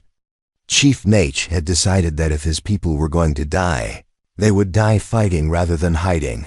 The canyon erupted in a crescendo of violence as desperate warriors threw themselves against overwhelming odds, buying precious minutes for their family's escape. Maria found herself swept up in the charge, her rifle firing until it was empty, then reloading and firing again. But even as she fought, Maria knew the battle was already lost. The betrayal had been too complete, the trap too perfectly planned. Someone who knew every detail of their operation had sold that knowledge to Marshal Davidson, and now everyone was going to pay the price. As cavalry bullets filled the air around them and Apache war cries echoed off the canyon walls, Maria Santos, formerly Victoria, Hartwell, prepared to face whatever came next with the man she loved beside her, and the conviction that they had chosen to fight for something worth dying for. The storm had broken with devastating force, but in its fury, Maria had discovered who she truly was beneath all the masks she'd worn. And that knowledge, even in the face of death, felt like a kind of victory. The battle in the canyon had raged for 2 hours when Maria noticed something that changed everything. Among the Apache scouts working with the cavalry, she recognized a face that made her blood run cold. Ben Crawford, the kindly ranch foreman who had shown her such paternal concern, was signaling troop movements to Marshal Davidson's forces. "Thomas," she gasped, grabbing his arm as he reloaded his rifle. "Look at the canyon rim, 3rd position from the left." Thomas followed her gaze, and Maria watched the color drain from his face as he spotted his most trusted employee directing cavalry forces toward hidden Apache positions. "Ben," Thomas whispered, the name carrying the weight of 15 years of betrayed friendship. "Dear God, Ben." The revelation hit Maria like a physical blow. Ben Crawford hadn't just betrayed their location, he had engineered the entire trap. He knew about Maria's false identity because he had helped create it. He knew the escape routes because he had helped plan them. Every detail of their operation had been compromised from the beginning by the one man Thomas trusted above all others. "How long?" Maria asked, though she dreaded the answer. "From the start," Thomas replied, his voice hollow with understanding. Ben never believed in the cause. He was reporting to Davidson the entire time, probably getting paid for every piece of information. As if sensing their discovery, Ben Crawford turned from his position on the canyon rim and looked directly down at them. Even from a distance, Maria could see the guilt and resignation in his weathered features. He raised one hand, whether in apology or farewell, she couldn't tell, then disappeared back into the cavalry positions. "Thomas!" Chief Nish's voice cut through the gunfire as the Apache leader worked his way toward them, blood streaming from multiple wounds. "Your man, the one you trusted, he has told them about the sacred cave." Thomas looked stricken. "What sacred cave?" "The old refuge, hidden behind the waterfall, where our women and children wait." Nature's eyes burned with fury. "They know about the secret entrance. They are moving soldiers there now." Maria felt her world collapse. The families they had fought so desperately to protect were trapped in a cave that was no longer secret. Ben's betrayal had doomed not just the warriors, but every innocent person they had died trying to save. "How many soldiers?" Thomas asked grimly. "Too many," Nate replied. "But the entrance is narrow. A few good fighters could hold it while the families escaped through the old mining tunnel." "What mining tunnel?" Nate looked surprised. "Your man Ben never told you?" There is an abandoned mine shaft that connects to the cave system. It comes out 3 miles east, beyond the cavalry positions. Thomas stared at the Apache chief with dawning hope. Ben never mentioned any mining tunnel. Because he did not know about it, Nate said with grim satisfaction. It is an old secret, known only to my father's generation and passed down through the women. Your Ben may have sold us to the cavalry, but he did not know everything. 4. The first time since the battle began, Maria felt a spark of genuine hope. If there was a way to get the families out that Ben hadn't betrayed, then perhaps the trap wasn't as complete as it seemed. How do we reach the cave? She asked. Nate pointed toward a nearly invisible trail that wound up the canyon wall. That path leads to the waterfall. But the cavalry will see anyone who tries to use it. Not if they're distracted, Maria said, her mind racing through possibilities. What if we gave them something else to focus on? Thomas looked at her with growing understanding. What are you thinking? I'm thinking that Marshall Davidson wants Thomas Whitmore and Victoria Hartwell more than he wants anyone else. What if we gave him a chance to capture us? That's suicide, Thomas protested. Not if we do it right. Maria's voice carried a conviction. That surprised even her. If we surrender ourselves at the main entrance to the canyon, Davidson will want to interrogate us personally. That would draw his command staff away from the cave positions. Nash studied her with newfound respect. You would sacrifice yourselves for our children? We would create a diversion, Maria corrected. Long enough for your people to escape. Through the mining tunnel. And then? Maria looked at Thomas, seeing her own desperate determination reflected in his green eyes. Then we improvise. What followed was the most hastily planned and desperate gambit of Maria's life. Using hand signals and whispered instructions, passed from warrior to warrior, they coordinated a complex deception designed to draw cavalry attention away from the hidden cave. First, Thomas's remaining men created a false retreat, making enough noise and leaving enough obvious tracks to suggest the entire Apache band was fleeing toward the eastern rim of the canyon.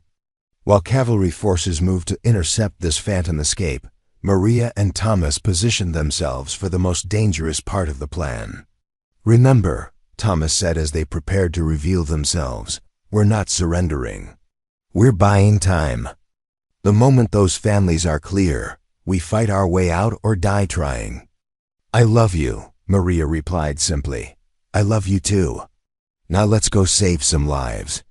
They emerged from cover with their hands raised, walking slowly toward the center of the canyon where Marshal Davidson waited with his command staff. Maria felt old, exposed and vulnerable under the gaze of dozens of rifle barrels, but she forced herself to maintain the composed dignity of Victoria Hartwell, rather than the desperate fear of Maria Santos. Well, well, Davidson called out as they approached. Thomas Whitmore and the infamous Victoria Hartwell. Though I understand you prefer to be called Maria Santos these days. Marshal, Thomas replied evenly. I assume you're prepared to discuss terms. Davidson laughed, the sound echoing harshly off the canyon walls. Terms? Mr. Whitmore, you're in no position to negotiate anything. You're going to hang for treason, and your lady friend here is going to hang right beside you. Perhaps, Thomas agreed. But first you need to get us out of this canyon alive. And that might prove more difficult than you imagine. As Thomas spoke, Maria noticed that Davidson's attention was completely focused on them. More importantly, she could see cavalry soldiers being pulled away from their positions around the canyon to form a protective perimeter around their commanding officer. The diversion was working. You see, Marshal, Thomas continued, Chief Nash has warriors positioned throughout these mountains. They're watching this canyon right now, waiting for the signal to attack. Your men might outnumber us here, but out there, you're in Apache territory. It was a complete bluff, but Davidson couldn't know that. Maria watched uncertainty flicker across the marshal's face as he considered the possibility of ambush. Even if that's true, Davidson replied. "You're still my prisoner. And I have what I came for. Do you?" Maria spoke for the first time since their surrender, her voice carrying the cultured accent of Victoria Hartwell rather than the Spanish inflections of Maria Santos. "Marshal Davidson, you came here to capture gun runners and stop an illegal weapons shipment. But the weapons have already been delivered. The Apache already have everything they need to defend themselves. Not for long. When we finish here, we'll track down every brave person who received those rifles. Will you?" Thomas asked. "Even the ones who are already moving toward the reservation boundaries? Even the ones who are preparing to raid the supply convoys headed to Fort Grant?" Again, pure fiction, but delivered with such conviction that Maria saw doubt creep into Davidson's expression. He was beginning to realize that capturing the gun runners might not end Apache resistance. It might only make the survivors more desperate and dangerous.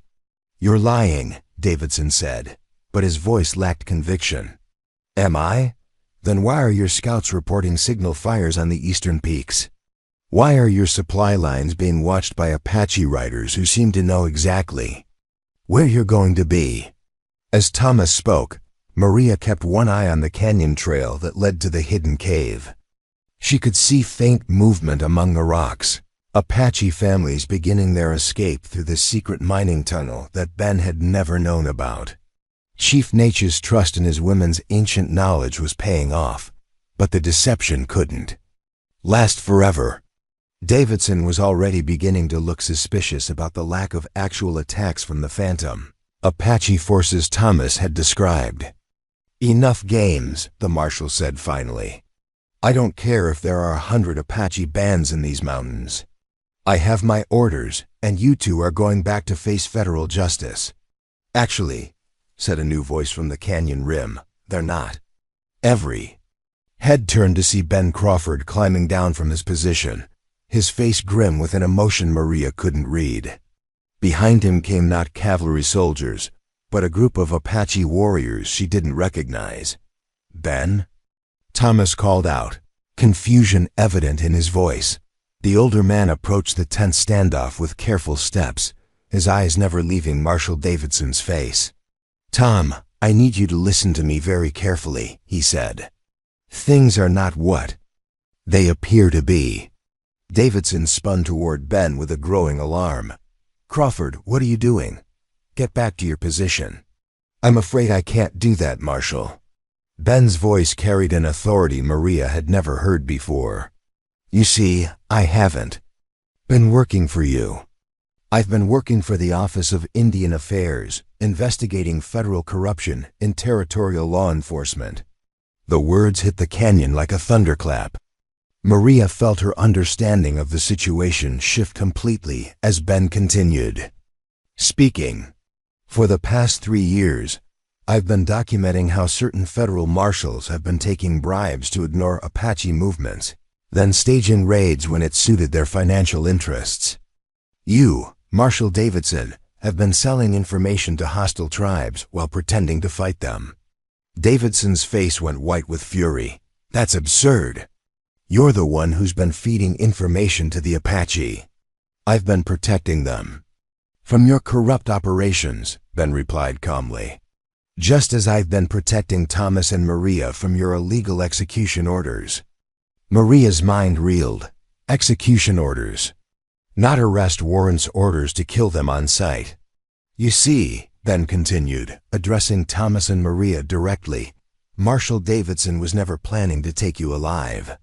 His orders were to eliminate all witnesses to his corruption, including the gunrunners who might testify about his dealings with various Apache bands." "You're insane," Davidson snarled, his hand moving toward his weapon. "Am I? Then explain why you brought 30 soldiers to arrest 2 fugitives. Explain why your Apache scouts are actually hired killers with no tribal affiliation. Explain why you ordered no prisoners to be taken." As Ben spoke, the Apache warriors who had accompanied him down from the rim began moving into position around Davidson's forces. Maria realized that these weren't Chief Nature's people. They were warriors from other bands, united in response to Ben's call for help. "Tom," Ben said quietly, "I'm sorry for the deception. But I needed Davidson to believe I was working for him, so I could gather evidence of his crimes. The federal government is finally ready to act against corrupt territorial officials, but we needed proof." Thomas stared at his old foreman with a mixture of relief and residual anger. "You couldn't have told me? If you had known the truth, you might have acted differently." Davidson had to believe the deception was real. Ben's eyes softened with genuine regret. "I never intended for you to suffer this much uncertainty. I certainly never intended for you and Maria to risk your lives." "The families," Maria interrupted urgently. "Are they safe?" Ben smiled for the first time since arriving. "They reached the mining tunnel an hour ago.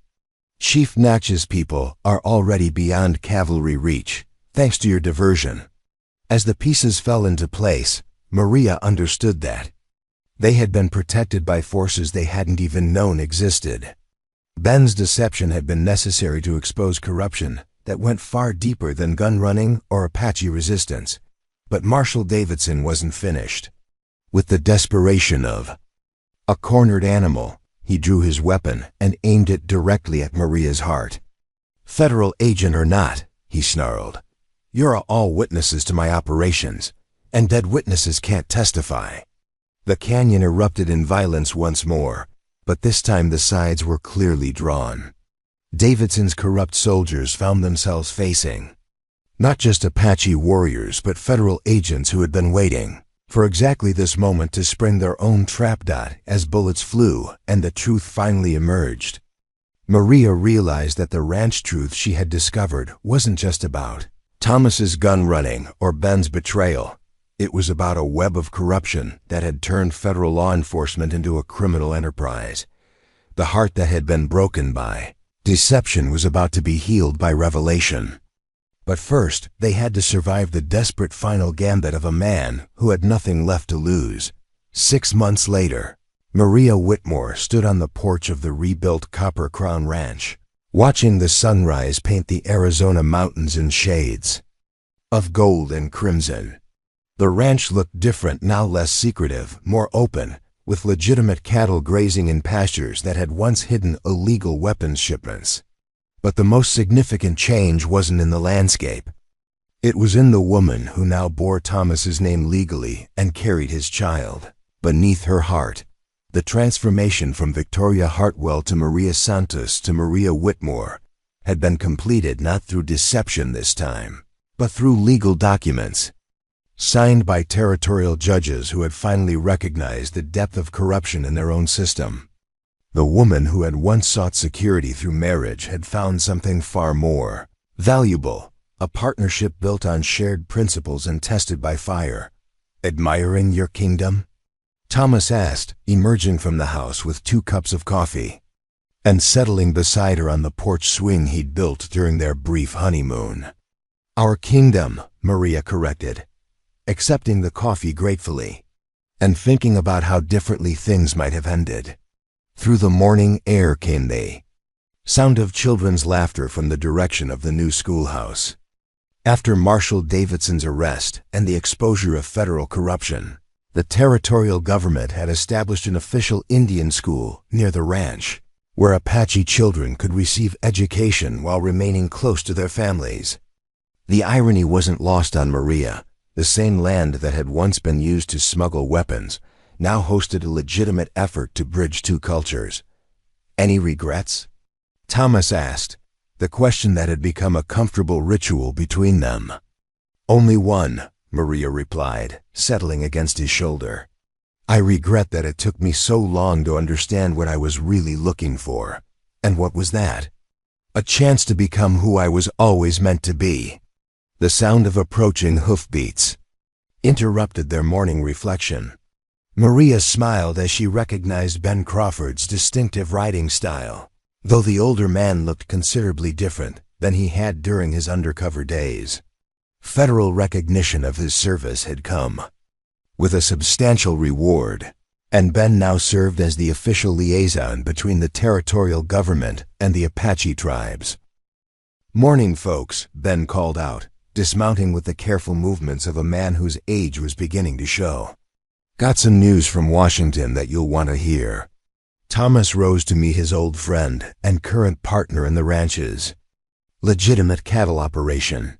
The relationship between them had required considerable healing after the revelations in the canyon, but their shared commitment to justice had proved stronger than the pain of necessary deception. "Good news or bad?"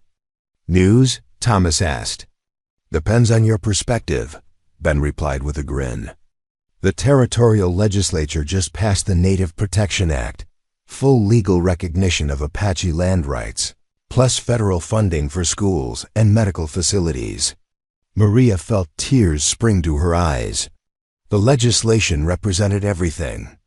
They had fought for not just the right of Apache people to exist, but their right to thrive as part of the territory's future rather than relics of its past.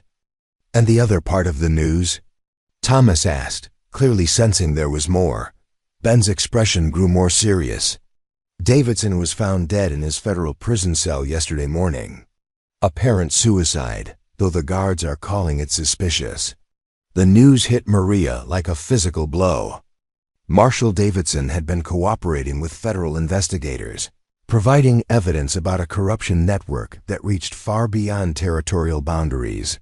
His death meant that some of those corrupt officials would never face justice.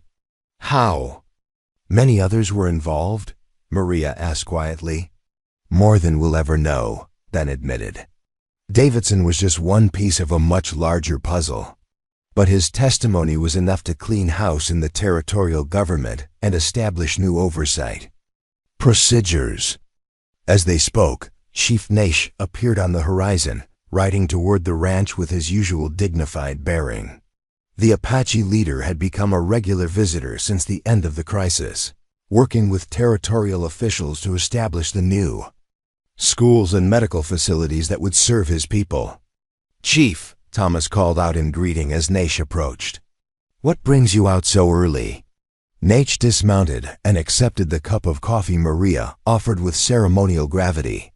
Over the months, they had developed a friendship based on mutual respect and shared experience of surviving impossible circumstances.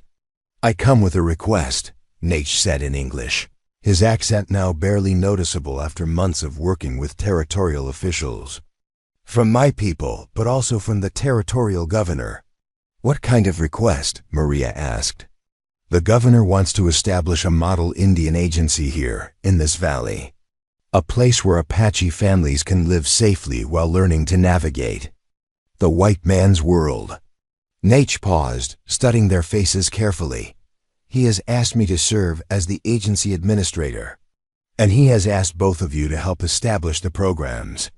Maria felt her breath catch.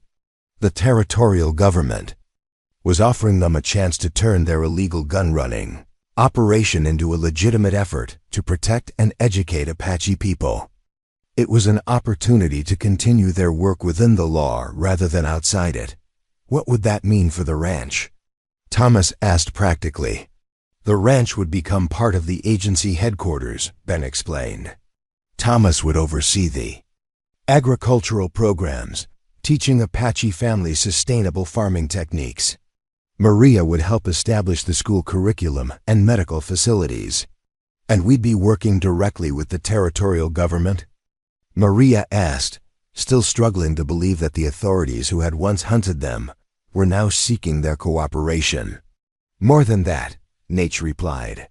"You would be helping to write the policies that govern how the territory treats Indian people. Your experience, both the legal and illegal parts, gives you insights that no government official possesses." Maria looked at Thomas, seeing her own wonder reflected in his green eyes. They were being offered not just amnesty for their past crimes, but active partnership in building a more just future. "There's one more thing," Ben added with obvious pleasure. "The federal government has agreed to provide full pardons for all activities related to your gun-running operation. Officially, you were working under deep cover to expose corruption, just like I was. Even though that's not true? Thomas asked. Truth is sometimes more complicated than facts, Ben replied philosophically. You were fighting injustice, even if you didn't know you were part of a larger investigation. That makes you heroes in Washington's eyes. As the implications sank in, Maria realized that her journey from desperate mail-order bride to respected community leader was about to take another unexpected turn.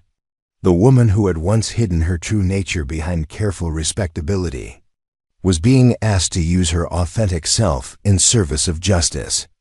What about the Apache families? She asked. How do they feel about this arrangement? Nate smiled, the expression transforming his usually stern features. They call you the woman who chose our children over her own safety. They trust you. More than they trust any government official. The comment brought tears to Maria's eyes again. During the crisis in the canyon, she had made split-second decisions based on instinct and conscience.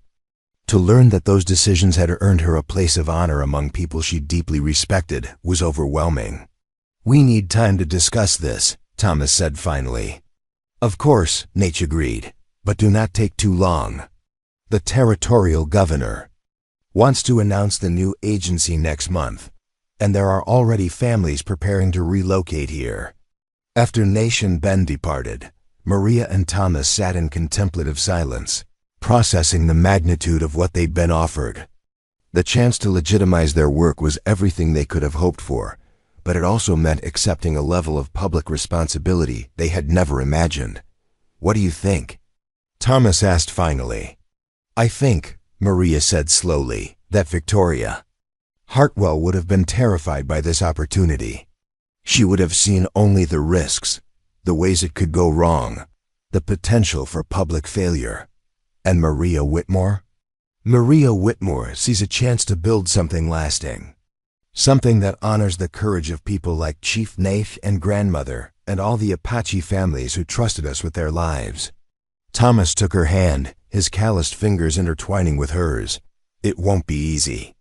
Government work never is and will be creating policies that affect thousands of lives. Nothing worthwhile is ever easy, Maria replied, echoing words Ben had spoken to her months earlier. But we'll be doing it together, and we'll be doing it right. As they talked, the sun climbed higher, burning off the morning mist and revealing the valley in sharp detail. Maria could envision the future Naish had described, Apache families living safely while learning new skills, children attending school in multiple languages, medical facilities staffed by both traditional healers and territorial doctors. Yes, she said finally. Let's do it. You're sure? I'm sure. Maria stood and pulled Thomas to his feet. I'm sure because this isn't about me anymore. It's about building something bigger than ourselves. That afternoon, they rode to Chief Nate's camp to deliver their answer.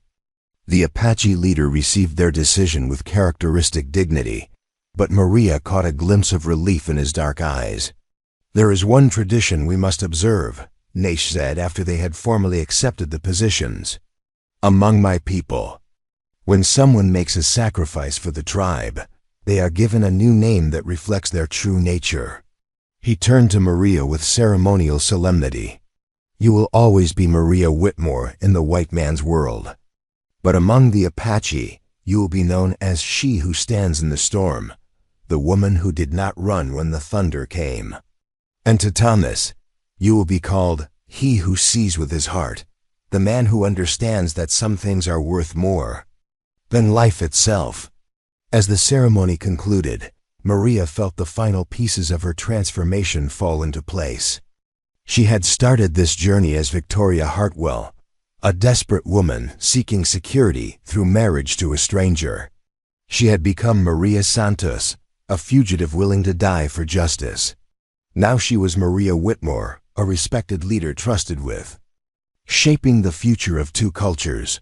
But perhaps most importantly, she was she who stands in the storm, a woman who had learned that real strength came not from avoiding hardship, but from choosing how to face it. 6 months later, as she stood Before the first graduating class of the Copper Crown Indian Agency School, Maria reflected on the journey that had brought her here. The students before her represented both Apache and white families, learning together in a program that honored both cultures while preparing them for an uncertain future. In the audience, she could see Thomas working with Apache men to develop new irrigation techniques that would make their farming more sustainable. Ben was deep in conversation with territorial officials about expanding the program to other regions. Chief Nate sat with other tribal leaders, planning the next phase of cooperation between their people and the territorial government. And in the front row sat Grandmother, the ancient Apache woman who had seen through Maria's disguise from the beginning. Their eyes met, and the old woman smiled with the satisfaction of someone who had always known how this story would end. Today, Maria began her address to the graduates. You are not just completing your education. You are proving that different peoples can learn from each other, work together, and build something better than either could create alone. As she spoke, Maria felt the movement of the child growing within her, a baby who would be born into a world where Apache and white children learned side by side, where justice was pursued through cooperation rather than conflict, where love could bloom even in the aftermath of betrayal and violence. The mail-order bride who had thought she knew Thomas's secret had been wrong about almost everything. His secret hadn't been simple criminality, it had been a conscience that wouldn't allow him to ignore injustice. The truth that had broken her heart hadn't been about deception. It had been about the courage required to live according to principle rather than convenience. And the heart that had been broken had been rebuilt stronger than before, capable of loving not just a man, but an entire community of people, fighting for the right to exist with dignity. 3 years passed in a whirlwind of growth and change. The Copper Crown Indian Agency became a model for the entire Southwest, attracting visitors from Washington officials and foreign diplomats, curious about this experiment in cultural cooperation. Maria found herself testifying before congressional committees, her transformation from fugitive to expert witness, a source of wonder even to herself. The school expanded from a single classroom to a full campus, with dormitories for students whose families lived too far away for daily travel. Maria watched Apache children master English literature, while white children learned traditional Apache stories, both groups better for the exchange. The medical clinic she had helped establish saved lives every month, combining territorial medicine with ancient healing practices that proved remarkably effective. But it was the personal transformations that moved Maria most deeply. She watched former warriors become skilled farmers, their pride in feeding their families no less than their previous pride in protecting them. She saw Apache women become teachers and nurses, their wisdom valued alongside formal education. Most remarkably, she witnessed former enemies become friends as shared work created an understanding that had seemed impossible during the days of raids and retaliation. Thomas had grown into his role as agricultural coordinator with an expertise that surprised even himself. His innovations in desert farming techniques were being studied by universities back east, his methods for water conservation copied by ranchers throughout the territory. The man who had once risked everything to smuggle weapons now taught sustainable agriculture to anyone willing to learn. Their own family had grown as well.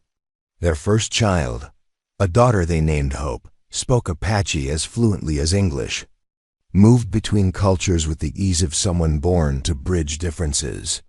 Their second child, a son called James after Thomas's father, was just beginning to walk among the chickens and goats that now populated the ranch yard. Ben Crawford had become something of a legend in territorial law enforcement circles, his undercover work earning him commendations from the federal government and a comfortable retirement that he spent mentoring younger agents. His cabin on the ranch property served as an unofficial training ground for federal investigators learning to work with tribal communities. Chief Nate had evolved from resistance leader to tribal chairman, his political skills as formidable as his military abilities had been.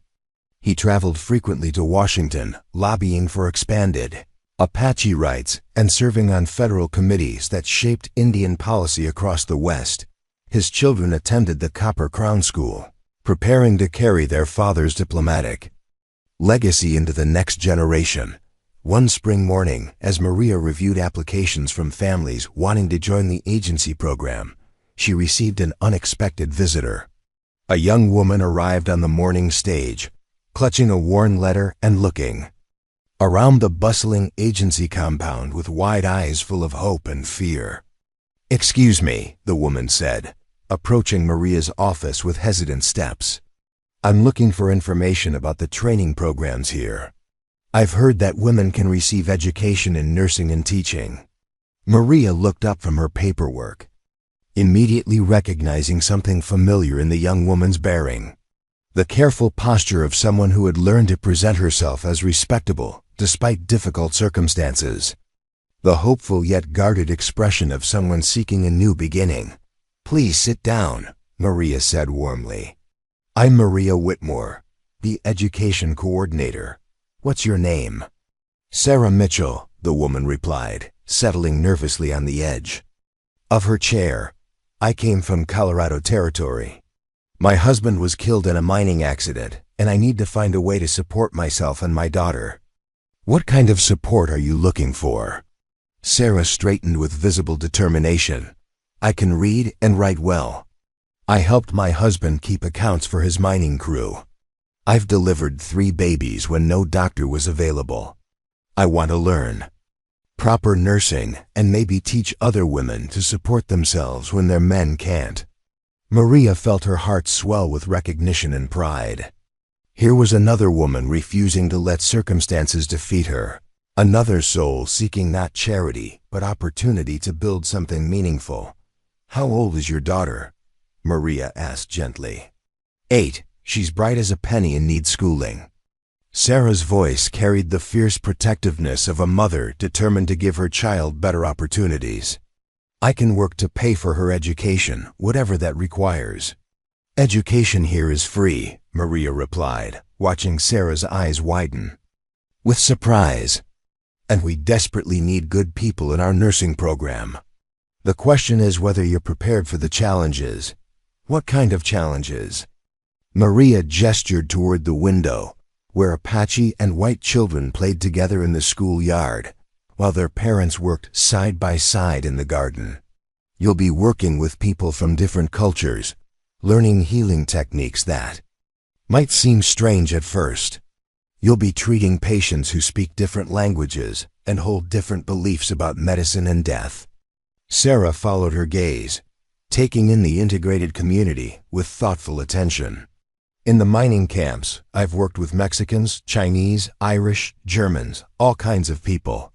Suffering doesn't care about what language you speak or what God you pray to."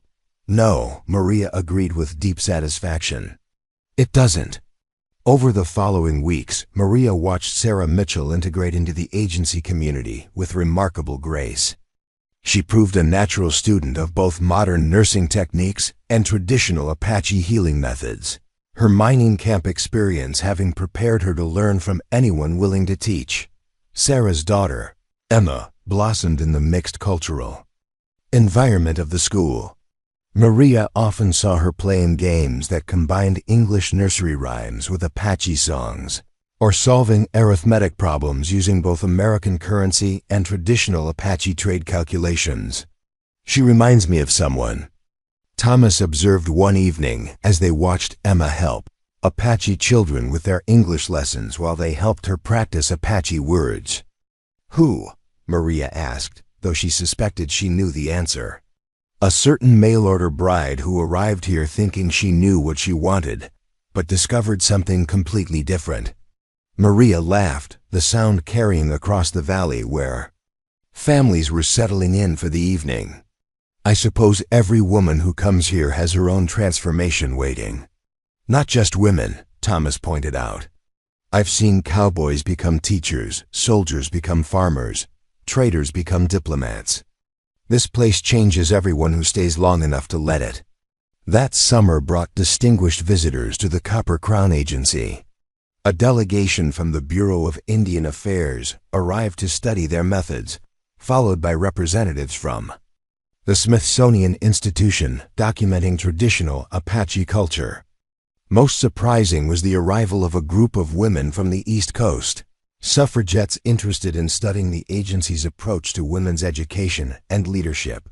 Maria found herself hosting tea parties that would have seemed impossible just a few years earlier, gatherings where Apache grandmothers shared table space with Boston intellectuals, where conversations flowed between multiple languages and covered topics from traditional medicine to voting rights to irrigation engineering.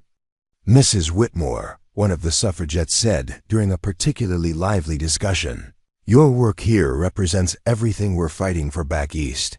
Women taking leadership roles, different groups working together as equals, education serving practical needs rather than social pretensions."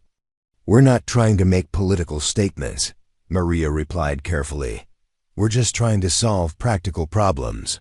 "Sometimes the most powerful political statements are the ones that focus on practical solutions," the woman countered. "What you've built here proves that cooperation works better than domination, that diversity strengthens rather than weakens communities." That evening, as the visitors retired to their guest quarters, Maria walked through the agency compound with mixed feelings. She was proud of what they had accomplished, but she also worried about becoming a symbol rather than simply a person trying to do meaningful work. "Having second thoughts about all the attention?" Thomas asked, joining her on their evening walk. "I keep thinking about Victoria Hartwell," Maria admitted. "She would have been thrilled by all this recognition, all these important people talking about our work. But you're not Victoria Hartwell anymore." "No, I'm not." And Maria Whitmore sometimes wonders if we're losing sight of what matters in all the praise and publicity. Thomas stopped walking and turned to face her. "What do you think matters?" Maria looked around the compound, where families were preparing for bed in the safety and security they had helped create. Emma Mitchell is learning to read in 3 languages. Chief Nosh's youngest son became a skilled carpenter. Sarah Mitchell delivers healthy babies to mothers who might have died without proper care. The daily, ordinary miracles of people building better lives. "Then we keep focusing on those miracles," Thomas said simply. "We let other people worry about the symbols and statements." As autumn arrived, the agency received news that would reshape its future once again. The territorial legislature had voted to grant statehood status to the Arizona Territory, contingent on demonstrating successful integration between white and Indian populations. The Copper Crown Agency was being cited as primary evidence that such integration was possible. "We're going to be part of creating a new state," Maria mused as she read the official correspondence. "Our work here will help determine what kind of place Arizona becomes." "Feeling the weight of history?" Ben asked from his seat by the fire in their evening gathering place. "Feeling the weight of responsibility," Maria corrected. "The children we're teaching today will be the leaders of tomorrow. The policies we help write will affect generations we'll never meet." Chief Nate, who had been quietly listening to their conversation, spoke up. "My grandmother used to say that every generation plants trees whose shade they will never enjoy. We plant these trees not for ourselves, but for children yet born. And some of those children will be Apache, some will be white, some will be mixed blood like ours," Thomas added, glancing toward the sleeping quarters where Hope and James slept peacefully. "They'll grow up thinking it's normal for different peoples to work together." "Normal," Maria repeated thoughtfully. "I like that. Not special or experimental or political, just normal." The discussion continued late into the evening, touching on plans for the future and reflections on the journey that had brought them all together. As the fire burned low and the participants gradually departed for their own homes, Maria remained on the porch, looking out over the valley that had become her world. From desperate mail-order bride to respected community leader, from fugitive to policymaker, From someone who sought security to someone who created it for others, the transformation seemed impossible even to her. Yet it had happened one choice at a time, one challenge at a time, one day at a time. The woman who had arrived with nothing but a carpetbag and fading hope had built something that would outlast her own lifetime. The heart that had been broken by discovering Thomas's secrets had been healed by understanding that some secrets were worth the breaking. As stars emerged over the Arizona desert, Maria Whitmore, formerly Victoria Hartwell, formerly Maria Santos, now and forever she who stands in the storm, settled into the peaceful satisfaction of a life well lived and work well done. Tomorrow would bring new challenges, new visitors, new opportunities to prove that cooperation could triumph over conflict. The following winter brought unexpected news that would test everything they had built. A telegram arrived from Washington bearing official seals and urgent language that made Maria's hands tremble as she read it aloud to the assembled community leaders. The President has requested a full report on the Copper Crown Agency for presentation to Congress. The Secretary of the Interior will arrive next month to conduct a comprehensive evaluation of all programs, with particular attention to their potential for replication across Western territories. The silence that followed was heavy with implication.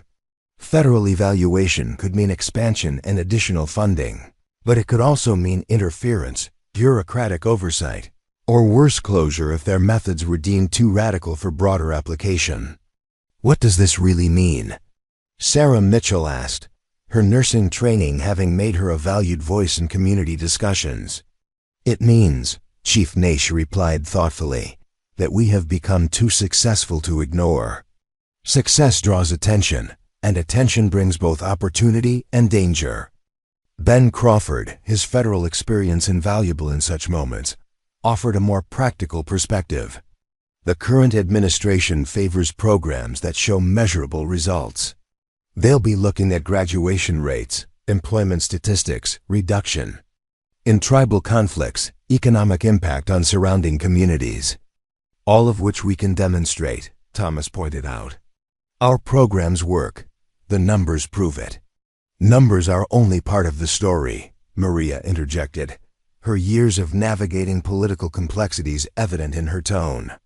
They'll also be evaluating whether our methods align with federal Indian policy, whether we're creating dependency or self-sufficiency, whether integration serves broader territorial interests. Over the following weeks, the entire community mobilized to prepare for the federal inspection. But this wasn't the frantic concealment of evidence that had characterized their earlier encounters with government authority. Instead, they organized a comprehensive demonstration of their achievements, confident that their work would speak for itself. Maria coordinated with the school teachers to showcase student achievements in both traditional and modern curricula. Apache children demonstrated fluency in English composition, while white children presented projects on tribal history and customs. The integration wasn't forced or artificial. It had become the natural result of shared learning. Environments. Thomas worked with the agricultural teams to document their innovations in desert farming. Their water conservation techniques had increased crop yields by 40% while reducing environmental impact. Their livestock management programs had helped Apache families achieve economic independence while maintaining cultural connections to traditional herding practices. The medical clinic prepared statistical reports showing dramatic improvements in infant mortality, maternal health, and treatment of infectious diseases. The combination of modern medicine with traditional healing had produced results that neither approach achieved alone. But perhaps most importantly, they prepared personal testimonies from community members whose lives had been transformed by the agency's programs. Former warriors spoke about finding purpose in teaching their children traditional skills alongside modern knowledge. Women described gaining confidence and economic power through nursing and teaching programs. Children talked about friendships that transcended cultural boundaries. When Secretary Morrison arrived with his delegation of federal officials, He found not a rough frontier experiment, but a sophisticated community that had solved problems plaguing Indian policy throughout the West. His initial skepticism gave way to genuine interest as he witnessed the daily operations of the agency. "Mrs. Whitmore," he said during a private interview, "your background is quite unusual for someone in your position. How did a woman from Virginia's plantation society come to be running educational programs for Apache children?"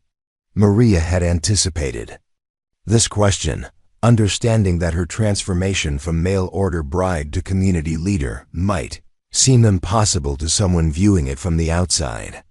"Secretary Morrison, I learned that circumstances don't define us, choices do. When I arrived in Arizona Territory, I thought I was seeking security through marriage.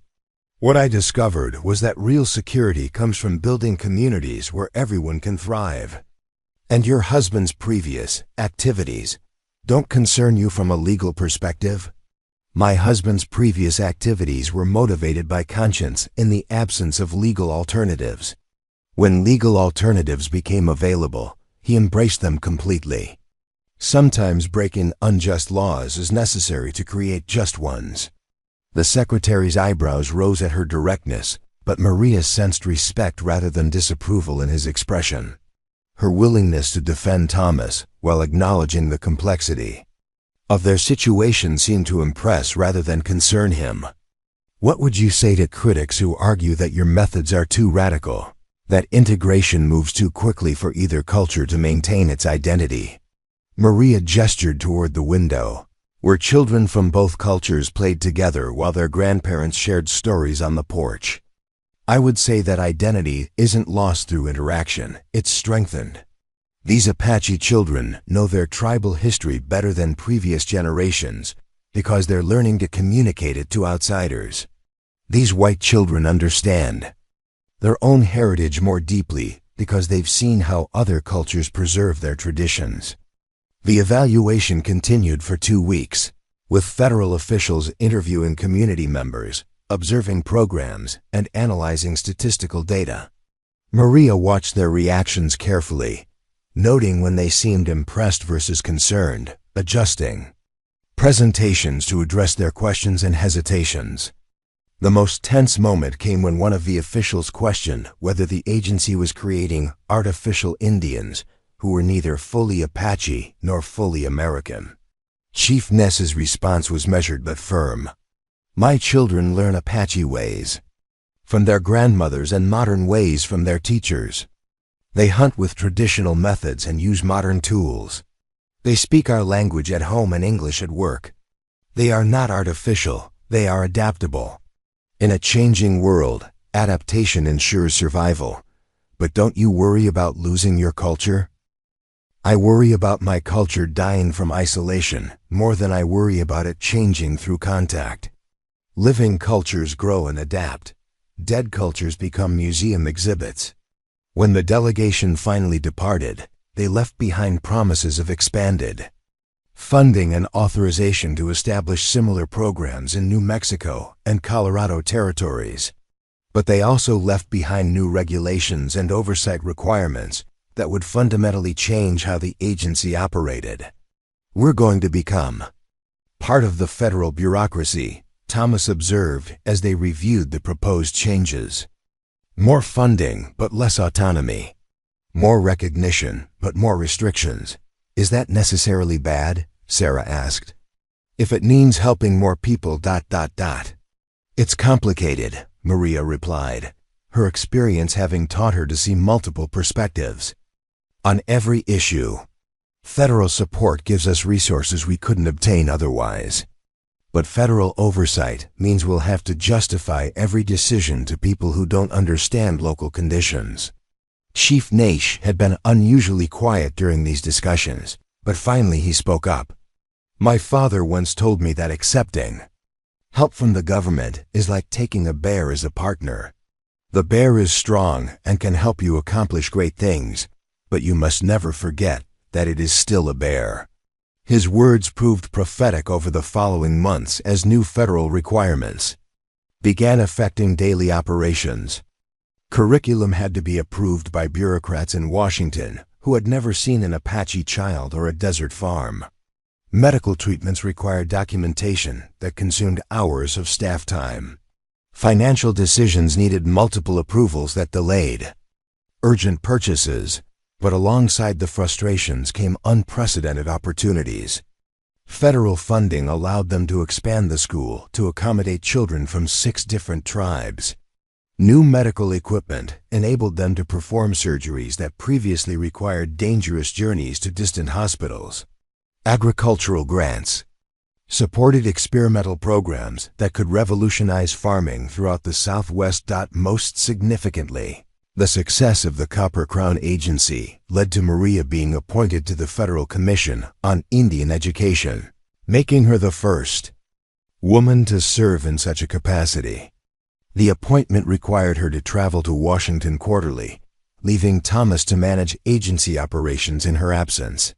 "I never imagined I'd be testifying before Congress about educational policy," Maria confided to Ben during one of her preparation sessions. Victoria Hartwell would have fainted at the prospect. "Victoria Hartwell never existed," Ben replied with a smile. "She was a costume you wore when you didn't know who you really were. Maria Whitmore is who you were always meant to become."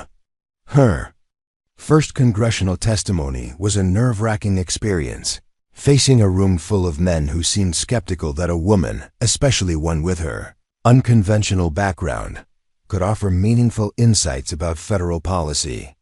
But Maria had learned to use skepticism as motivation rather than intimidation. "Gentlemen," she began, "you've asked me to explain how the Copper Crown Agency achieves better results than traditional Indian schools.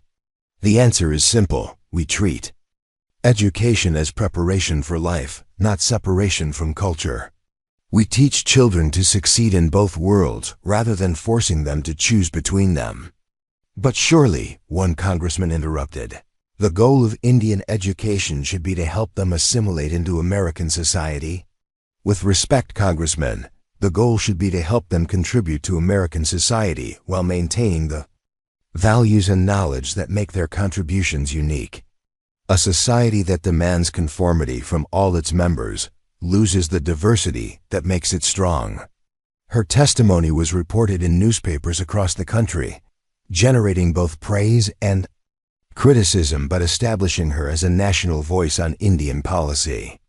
Letters arrived from reformers, educators, and tribal leaders seeking her advice or support for their own programs. The fame was both gratifying and overwhelming.